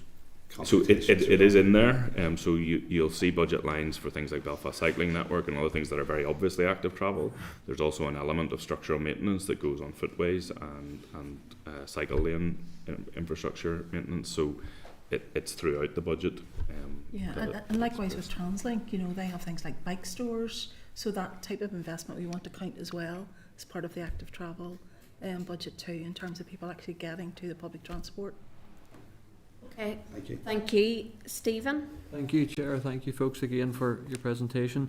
Just on going back to the vacancy issue, which I've spoke about a number of times, even right back to February, I think, when the committee first met and so on around. It was talked about 28% vacancies within your department currently. Has there been any progress on that, in the 6-month period since, or what plans are there to keep getting, any progress on that issue? So it's been a key issue for us that we've been grappling with over the years, the vacancy levels that we have as a department. So what we've established is a people's subcommittee. That's a subcommittee of the board, and what it's tasked to do is to look at where are the priority vacancies and to make sure that there's enough progress made to make sure those posts are filled in a timely fashion. So that work's ongoing. We have the challenge, and it's a well documented challenge, that a lot of our workforce are in the 50 years plus, around about 40% of our staff. So almost as quickly as we're backfilling, some people are retiring. So the net month by month is a bit of a challenge insofar as we are bringing people in, and that's been seen really to great effect in the last 12 months in particular. But as we do, there are people who are retiring at the same time. So it's been a challenge for us, and because of the level of expertise that's required, particularly in the frontline work in this department, it's an even greater challenge, because even if the money's available, it's not always the case that the people are there or willing to work at the wages that we have. So that's a challenge for us. But having the People's Subcommittee established in the department has certainly been a help, and I think Patricia's team will be providing a paper on staffing for you in the next week or two, which will set all that out in more detail. So yes, we're tackling it, we're working as quickly through it, but because of the age, the demographics, it's a challenge for us. Okay, thank you. And I suppose it's just getting that balance of yourselves and then all the contractors as well then that are keen to get longer, medium, long-term commitments on work, and that they talked about the TAP approach where they can't just turn off the resources when so I think it's getting that balance going forward. I'm sure and annual budgets, as Colin alluded to earlier, is the challenge in that, and so far it's harder to plan, but it's a fair point. The other issue just on the A5, I know your colleagues were in with us a number of weeks ago. Just I'd be keen to hear from you just a wee bit around the budget on that. There's a number of figures over 1 billion and over 2 billion, and I suppose I'm just trying to see how that'll impact other streams of work within your department at this stage.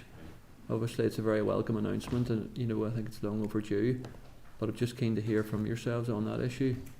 It's obviously a big financial commitment by the executive to agree that part of the scheme should proceed. There's an investment strategy and development, and the investment strategy will include the A5 and everything else that the executive wants to try and achieve from a capital perspective. And there will be difficult choices across all departments and as an executive in terms of how that money gets spent and gets allocated out. So for us, it goes back into the budget process. There's now an executive commitment to deliver that, so that will be deemed as an inescapable commitment, and we expect that will be funded. It obviously does mean that money then can't be spent on something else, so there will be a choice somewhere in the list of schemes around what doesn't happen in order to be able to afford the things like the A5, like investment in housing, and all the other priorities that the executive has. Yeah, okay, thank you. Thanks, Chair. Thank you, Andrew. Thank you, Chair, and thank you for coming and presenting. I suppose my eyes just got drawn to the Rivers sort of column and rows here in regarding maintaining a limited service. I suppose just really, I mean, I appreciate you guys aren't the Rivers people, but I suppose how do you, by only maintaining a limited service, how do you think that'll affect, and you know what impact is that? And then again, the second part of that is it's a bid for a flood forecasting service. You know, it only ever seems to be a bid, but that sort of never indicates that actually progressing on it, if you get my meaning. So it's, you know, again, just to elaborate on that and how we can progress that. And then finally, again, just the brief summary of equality impact. You know, it does obviously less mobile elderly dependence. But again, if you actually looked at if you took a walk down Paddock Main Street and you saw a lot of the businesses still not open yet, you'd maybe get a greater appreciation of that equality impact to the businesses and the commerce of the town. So that's really just sort of elaborate on that, if you would, please. Sorry, thank you. Look, I'll pick those up. I'm conscious you will have the flooding team up next week, but I'll pick up your points on limited service. What we do there, it's very much targeted service. So we look at where are the priority areas that are prone to flood risk, and we make sure that we clear out culverts, drains, etc. to make sure that that's in hand. Where we'd like to be is a more standard service where we could, instead of prioritising, we could just do a blanket approach across the region to make sure that we can address culverts, drains, etc. right across. But at the moment we're looking at limited, and we're looking on past experience of areas that are more prone to flooding. So we make sure that they're prioritised. So that's really the approach we take. The flood forecasting work is going on that, to reassure you. I mean, we have made a bid, absolutely, but what we're doing is developing a business case. We're doing a lot of work, and certainly Gary and Jonathan will tell you about this next week, where we're going around and looking at best practice on this, because we want to get it right and make sure that what we bring into place is something that is highly effective in Northern Ireland, given the trajectory and climate change in the years to come. So the business case is in development stage. There's a lot of work going on, and there's a lot of best practice that we're sourcing. And then more generally, you'll have seen the flood review report that was published just there a few months ago, and that sets out 22 recommendations, and we're taking those recommendations and learning and working and making sure that areas such as Downpatrick and others, that we're working with the residents, etc., to make sure that if we have another flood, that we're well prepared for it, and that residents in particular are well prepared for it. So that's the work that's in hand there. You'll hear more of that next week, no doubt. Thank you, Chair. Okay, thank you. I just want to come to the winter service for Gritton. Obviously, Gritton services protect our roads in the broadest sense, and there is the bid in there for 3.1 million for winter service. Are you confident that that's enough? And then in terms of resourcing that, because I'm beginning to hear some worrying news even locally myself in terms of trying to ensure that there is a level of staffing to be able to provide that winter Gritton service. Yeah. We're comfortable that's the requirement, and that's based on a lot of experience and what we think it's going to take. Now, obviously, a very cold winter means we grit more and costs go up slightly, and a milder winter can mean that we grit less and we don't actually need as much. But that's the right planning figure for now.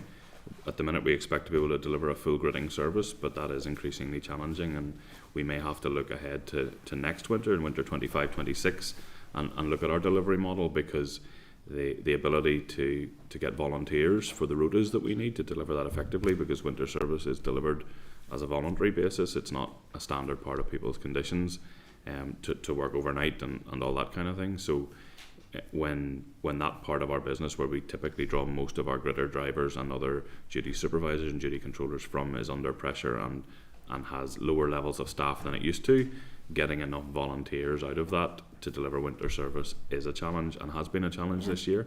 It absolutely has, but as I say, at the minute we're expecting to deliver normal winter service this year.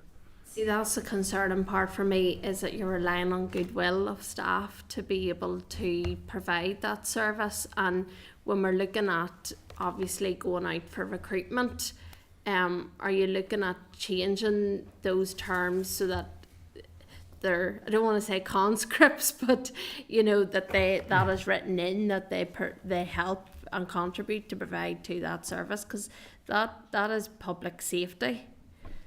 At the minute, we haven't taken that step, but if we were looking at a delivery model, it would be one of the things we would have to consider. Now, there could be reasons to do it and reasons not to do it, but it would be something that we would need to consider if we were concerned about the viability of a volunteer-based service. And could you do that on an emergency basis, or? I would be surprised if we had an emergency and we needed to, because, as I say, our staff are very keen to deliver the high quality service that we do, and we take our safety responsibilities and responsibilities to society very seriously. So I would be surprised if that was needed.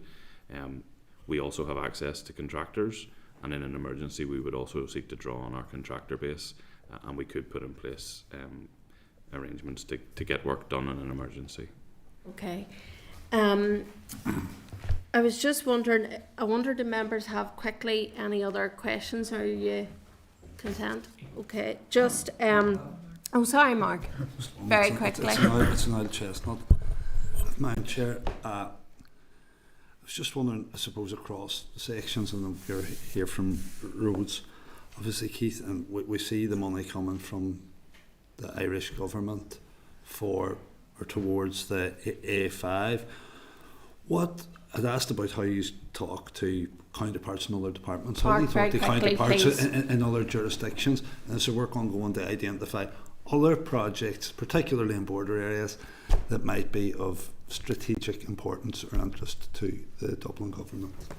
So from a roads perspective, we feed in through the North-South Ministerial Council, and there are officials groups that meet under that, and we would have regular contact at official level, and one of the topics that's often discussed is the Shared Island Fund and opportunities for projects that could bring that kind of benefit. So, yeah, and I would say in the All Ireland Strategic Rail Review, we have ongoing discussions with Department for Transport down south in terms of the progress of that as well. And the same is true for water, where we work with Scarin and others to look at bids under the EU Peace Plus money.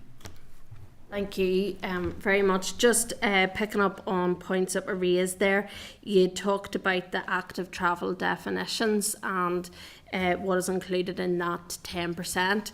We did get correspondence back on the 2nd of July to say that work was ongoing, because we had requested an update just to see what the definitions were and what was included in that 10%. So I was wondering maybe if you could provide us with any update on that response that we got on the 2nd of July, just in terms of that active travel and the 10% and the definitions. That would be useful for ourselves.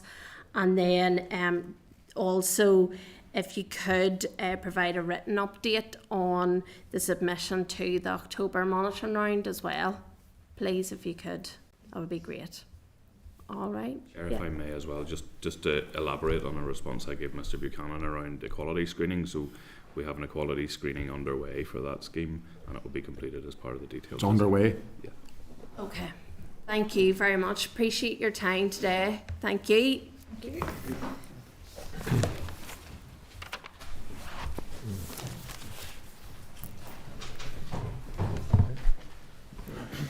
That's the ballot for the topic questions, Minister of Justice. 4 out of 5, all around. It's missed now, But this one started. It's 5 in total, but 4 of the Okay, members, we're going to move on now. We have item 9 on the agenda, which is the RAISE Statutory Planning Consultees oral briefing.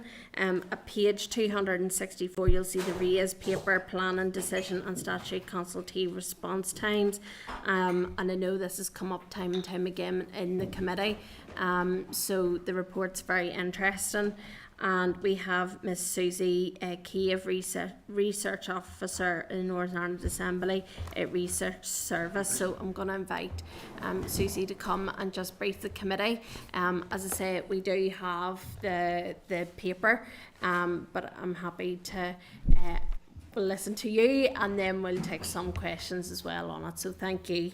Okay, thank you. Yes, I'll give you a run through the paper, and I'll try not to bore you. So it starts on page 263 of your packs.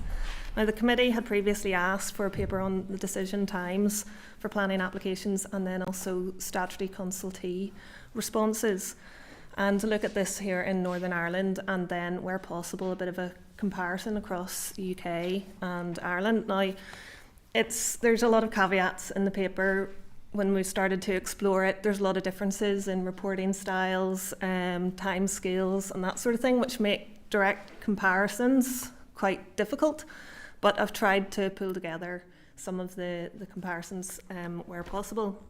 So most of the paper has a summarised and observations section, and majority of what I'm going to go through now is really in relation to that, and that's on page 276 of your pack. If we actually look at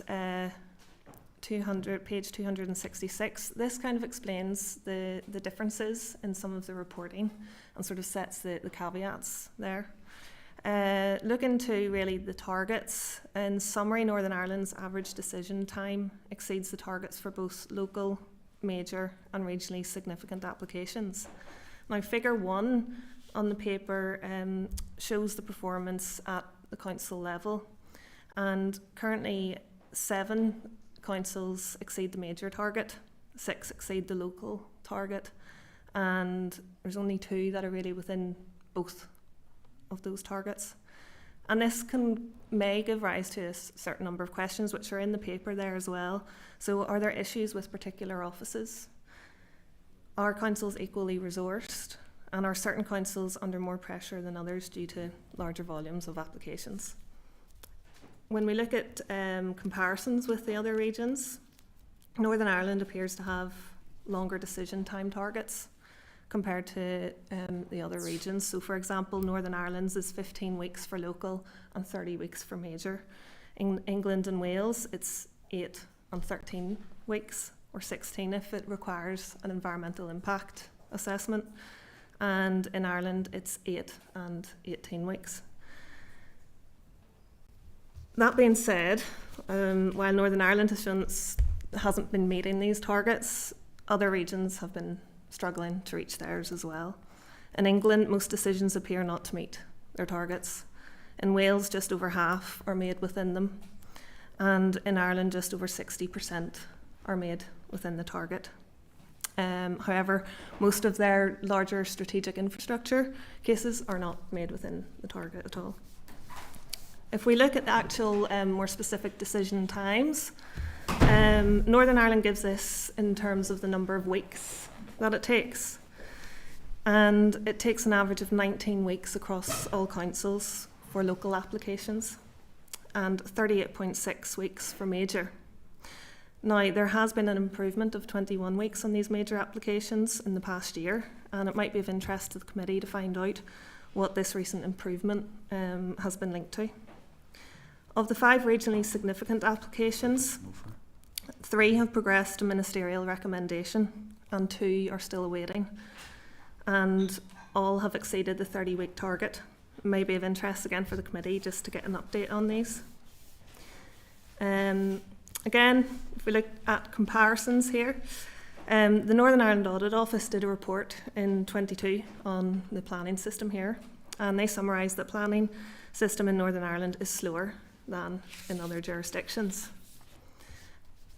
Looking at this in a bit more detail using the latest statistics, again pointing out that the differences in figures used in the reports across jurisdictions meant that it wasn't just completely comparable, but it does appear that Northern Ireland takes longer than Scotland for local decisions, but slightly quicker for major, and longer than England for major decisions, and in general, Northern Ireland appears to take longer than Wales. In terms of renewable energy applications, Northern Ireland takes an average of 51.4 weeks. Now, directly comparable figures weren't available for all of the other jurisdictions. The closest one was with Ireland, who takes 36 weeks for decisions on strategic infrastructure applications, but those include, they're not just limited to renewable energy applications. Now, a draft revision to the renewable and low carbon energy planning policy, it's been consulted on to try and help Northern Ireland achieve the 80% renewable energy by 2030. Now, understanding that there are other factors impacting development of renewable energy here, it does remain to be seen whether this change in policy can help achieve what we need, which is a 36% increase in under 6 years, when there was a 0.3% increase in the past year. And more details of that are on page 269 of the paper. From the DFI's planning statistic reports, it appears that decision times are measured from the point of validation and not the point of when an application is made.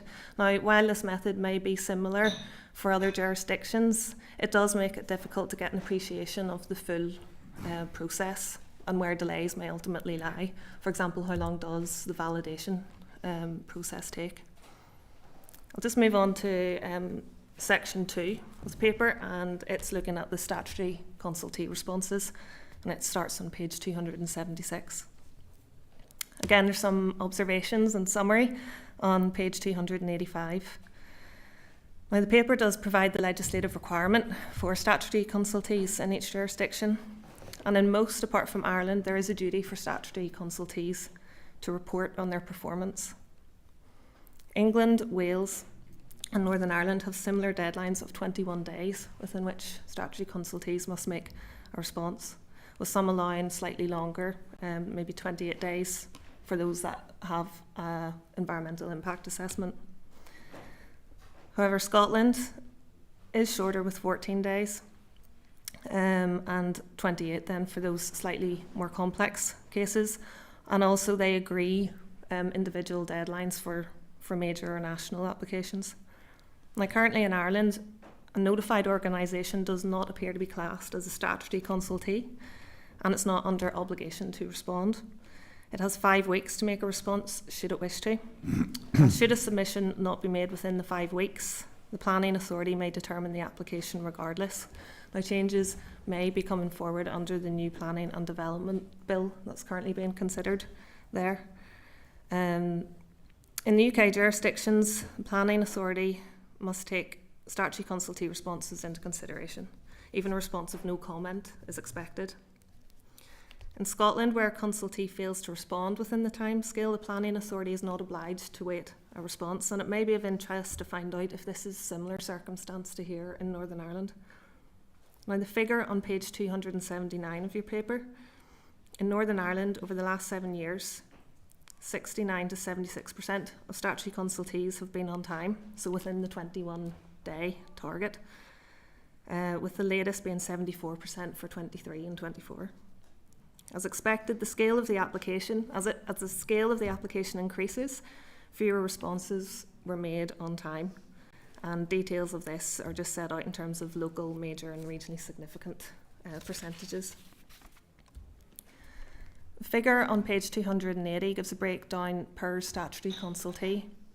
During 23 and 24, the on-time response rate across all statutory consultees ranged from 37% with DFC to 100% with the City of Derry Airport. It should be considered that the number of consultation responses required by each consultee may have an impact on their overall time response rate, and figures are provided on page 280. And in this regard, the committee may have interest in exploring or confirming, for example, could more resourcing for statutory consultees with the greatest level of work speed up the system? And how much does each statutory consultee spend on responding in terms of costs and hours? The next section provides other jurisdictions, again for comparative purposes. However, not all jurisdictions provide an overview similar to what Northern Ireland does, and it hasn't been possible to provide a complete comparison there. Wales is probably the closest. It provides some figures in its annual planning report, but the latest dates are for 2018 and 19. And having a similar response target to Northern Ireland, it does make it most comparable. So, and compared to Northern Ireland with 69 to 79% responding on time over the last 7 years, Wales has 77.7 to 99.9%, and that's for 2018, 2019. For England and Scotland, the paper refers to specific statutory consultee performance reports. However, this doesn't really give a complete or accurate picture. In Ireland, there doesn't appear to be published data on statutory consultee response times, therefore comparison wasn't possible. And the requirements under Irish legislation are detailed on page 284. But again, it remains to be seen whether changes will come under the new bill that's currently being considered. So just in the final section, starts on page 287. It details the review that was done on statutory consultees and their performance in 2019. Some of the discussions from this influenced the Minister's recently announced amendments to the General Development Order, and it was felt by officials and statutory consultees that the validation bar was set too low, allowing low quality applications to clog up the system, and that applicants use the system for statutory consultees to basically MOT their applications. So as an example, DARA indicated that it sent back around 30% of its consultations due to poor quality and lack of information. Another suggestion is a validation dispute mechanism, where an applicant and planning authority can dispute whether an application is valid, and it pointed to circumstances in England and Wales as examples. So finally, just to finish off, there was a couple of consideration points in relation to that. Will a formal checklist require additional resources to councils? If so, where would this come from? Understanding that each council will be given flexibility, how will the level of consistency be ensured? Will there be a validation checklist for regionally significant applications? And will any dispute mechanism be handled by the Planning Appeals Commission? Does it have the resources and capacity? And where would support come from? Also, will there be a monitoring of the new validation process in terms of the time it takes, how it impacts the quality of applications, and the overall speed of planning application decisions? So I'm just going to leave it there for now, and if you have any questions, Thank you. Thank you so much for all the work in terms of going through all the different jurisdictions, which is really, really helpful for ourselves, obviously, in the committee, because it comes up a lot in relation to the conversations we have. I'm just interested in relation to Scotland and not waiting on the consultee responses. Was there anything in relation to your research where not waiting actually increased the amount of JR or court action that may have happened because, you know, statutory consultees didn't have that input and planning maybe went on ahead? Specifically on that, I didn't come across anything in relation to that, and within Scotland, I mean, it's something that I could look into, but it was just at this stage sort of a very sort of general observation. Yeah. But I mean, can look into that in more detail. Yeah. And then also, do you think there's anything that you can point to or pinpoint that shows that improvement, or the reason why for the improvement that there seems to be in the system? The recent improvement with the major applications? Yeah. I mean, I'm not in a position to even try and think of that. But it's certainly something that I thought would be of interest to ask the department, especially because it has been such a recent one. And, you know, is there something that they are doing differently that is having this major change? Yeah. Just a wee thing on it, I think it might be useful to look at the last number of years and wonder maybe if that 50 odd weeks was kind of down to a COVID hangover or something. Yeah, whether there was something in that, Deputy Chair, you'd indicate? Chair, as Susan, that's really, really useful information. Thank you so much for all your efforts in this. This might have been outside your purview and maybe didn't come across it, but when you talk about the geographical differences in terms of the 11 councils, was there any indication of councils that performed better due to more investment in both staff resource and planning and also in member training who are participants of those relevant committees? Because as a byproduct of that, we're 10 years in now to those devolved planning, and it seems to me that the investment that goes into those planning departments is dwindling away, and it's not a priority for councils as compared to some services. Just interested, did that come out in any way, shape or form? I mean, it's certainly interesting, and I didn't look into that into that sort of level of detail. What I have found quite difficult is whenever I'm trying to find information from councils now, it's trying to contact them directly, and it can take quite a bit of time. Whereas, so for the purposes of this paper, I was just having to refer to what was published and publicly available at the time. But that might require direct kind of contact just to Yes. see who's doing what, and and why. Then we're saying some are performing better than others. Whether the department themselves hold that sort of information would be interesting to find Yes. out as well. I would certainly be interested to know because obviously the more investment you have, and there is a high priority in planning in terms of its significant its impact. And I mean, there's two ways of looking at it in terms of resources and money and people, but also, you know, looking at that the review.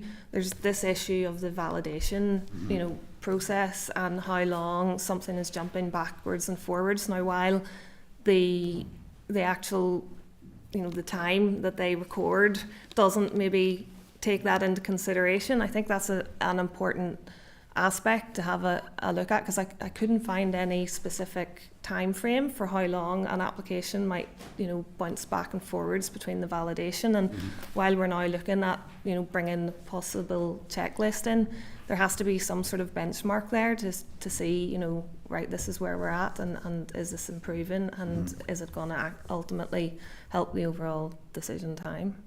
that level of resource as well obviously plays into the statutory consultees, because it'll be really interesting to know, and I don't know if it's out there, but if it's those that are most under pressure in terms of their human resource and their vacancy rates, are potentially the ones who are slowest to reply. Another thing I notice is that some of the statutory consultees that often take the longest end up just sending the same carbon copy of the same response to every application. That's a blanket no, for example, if it's one particular standstill consultee, it's the same paper, but yet it can take weeks to arrive, which seems quite startling. Just more of a comment than a question. Thank you. Does anybody else have any questions or anything? Mark, sorry. Just to thank you, Susie. That's really, really informative. I'll get weeks of reading out of that and rereading. Sort of on the point John had made there, and it's around, and again, this may be beyond your mission, Susie, was around, like, we looked at their response rates rather than, so it's the time taken to respond rather than the quality of response. And like John says, like Northern Ireland Water, they're 97%, but I mean that could be an AI response basically, or a cut and paste thing that just goes out. DFI roads, I think, rate much better than my experience of them, but there's a lot of bat and ball then. You know, they might hit the return of SERV first, but then they'll be rallying for the guts of a year. So it was a way to kind of to catch that. There was something else. Hang on. In terms of the regionally significant applications, and since there were 5, I mean, 3 of which had progressed the ministerial decision that exceeded the 30-week time frame. Okay, has it captured anywhere how long or by how much they had exceeded it? And there are 2 remaining that have exceeded that target as well, because I think from experience they could have exceeded it by quite some time. Yeah, in terms of the report, it just referred to the target and whether it was hitting it, and that was one of the issues that I experienced even with other jurisdictions. One thing that Northern Ireland was doing with the reporting was providing the specific weeks, whereas apart from with those in England, it was a percentage of whether they were meeting the target or not. But yes, we don't know from that report how much over the 30 weeks they have been. And then finally, on the renewable energy, again, that looks pretty good. We're hitting nearly 70% of applications being done. Well, I'd say pretty good. That's the average of 51.4 weeks, which is a year. 70% of the applications are for single turbines, which are generally simple enough. The process which would suggest that there are others taken way beyond a year to progress, and I wonder if it's worth us writing to the department and see if there's a way that they could layer those applications in terms of, I suppose, complexity and impact when it comes to actually creating and generating more renewable energy, because it's obvious that the bigger ones are taking much longer. Yeah. That would be good, I think, to try and... On that point, I was at something recently, and I'm going to say a date, so hopefully it's not wrong, but I heard that a major wind farm application hasn't been processed since about 2016, 2017, something like that. So totally take your point there. Yeah, which I think that was in the committee. I think that was in the committee. No, yeah. definitely wasn't the committee. It was in. It was an energy event in city centre.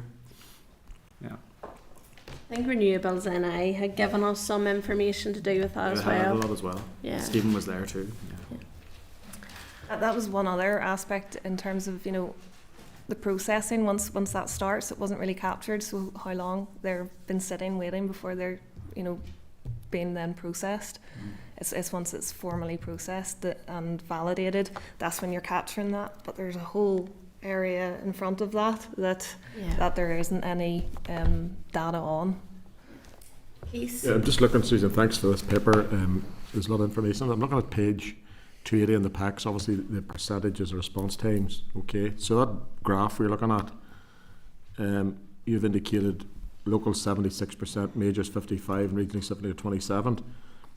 I'm not obviously saying those figures are incorrect, but it's not. I'm not obviously not saying that, but it's not what I get in our local area. The response would seem, I don't have data to back this up, but it would seem worse than that. You know, but you know, if you look at NI Water, for example, 97%, that's an awful lot. Maybe back to Mark's point, what is a response? What is the definition of response? Is that a completed response, or what is the definition of response?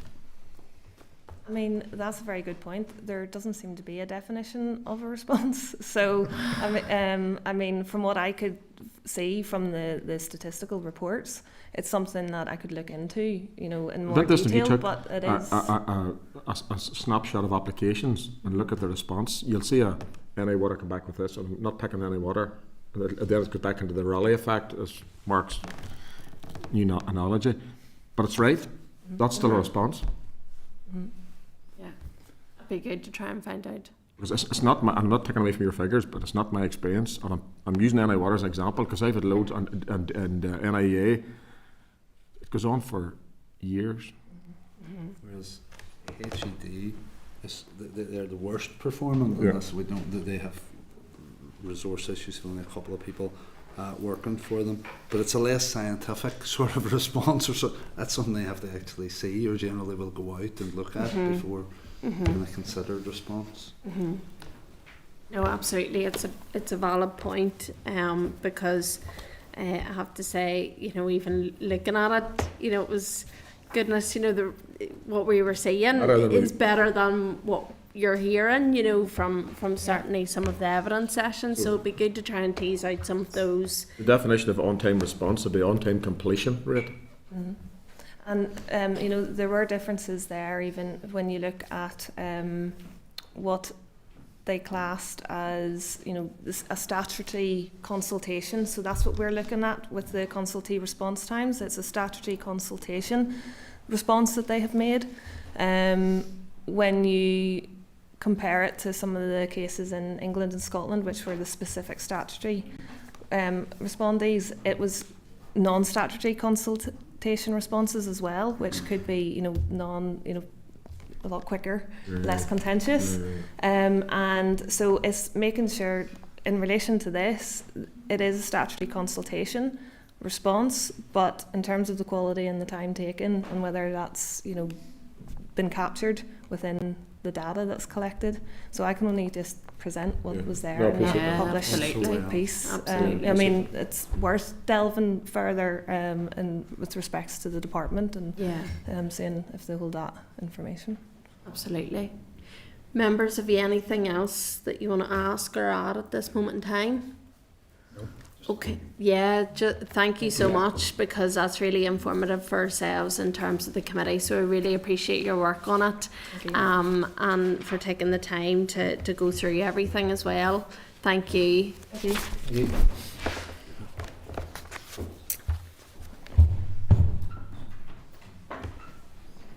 So members, like, there was a couple of things there that were raised in terms of questions and things that we want to get raised with the department to find out what's going on. So I think Keith's point on the definition of response.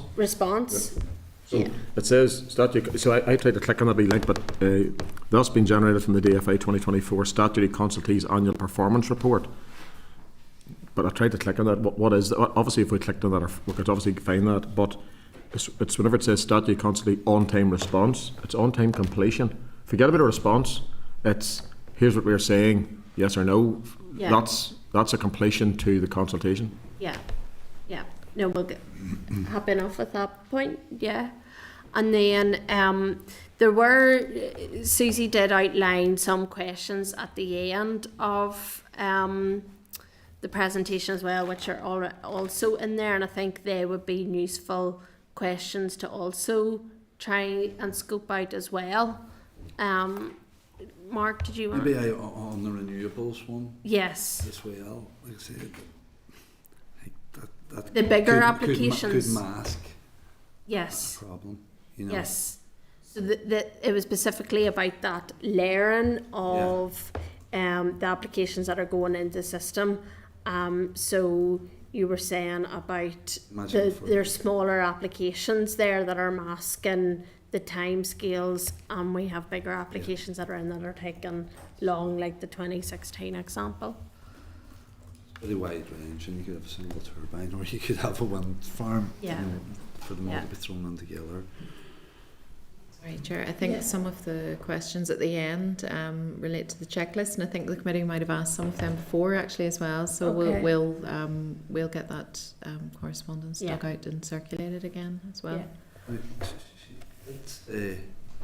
I know we touched on this previously around potential legislation coming forward, but she seemed to sort of underline how this could be being dealt with in legislation coming forward and the introduction of statutory time-bound responses. I think, was that referring to legislation in the Republic? Was it? It wasn't the plan and stuff that we're... No, as far as I'm aware, there's no legislation in being considered at the moment here anyway. Yeah. Okay, everybody happy on that? Well, not happy, but content for now to move on. Yeah. Okay. Thank you. So item 10 is our forward work programme, and obviously that will be updated to in terms of evidence sessions to reflect any decisions that we've taken today. Next week we're going to have obviously the flooding session, and we're going to have impact of Northern Ireland waters capacity constraints. So the Construction Employers Federation and the Royal Society of Ulster Architects are coming in relation to that, so that should be an interesting session. Okay, so any other items of business? I'm asking members if they have any other items that they wish to raise at this moment in time. Sure. All content? Okay, so date, time and location of the next meeting will be 10 a.m. on Wednesday the 23rd of October here in room 29 Parliament Buildings. Thank you everybody, and I'll now adjourn the meeting. Thank you. Committee room 29. Sound.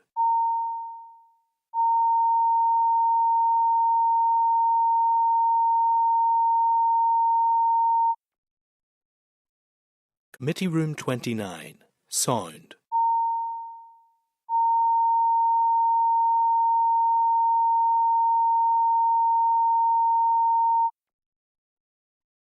Committee room 29. Sound.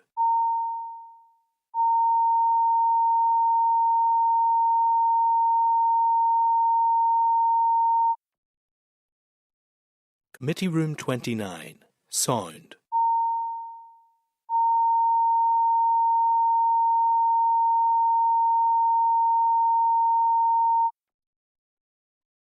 Committee room 29. Sound.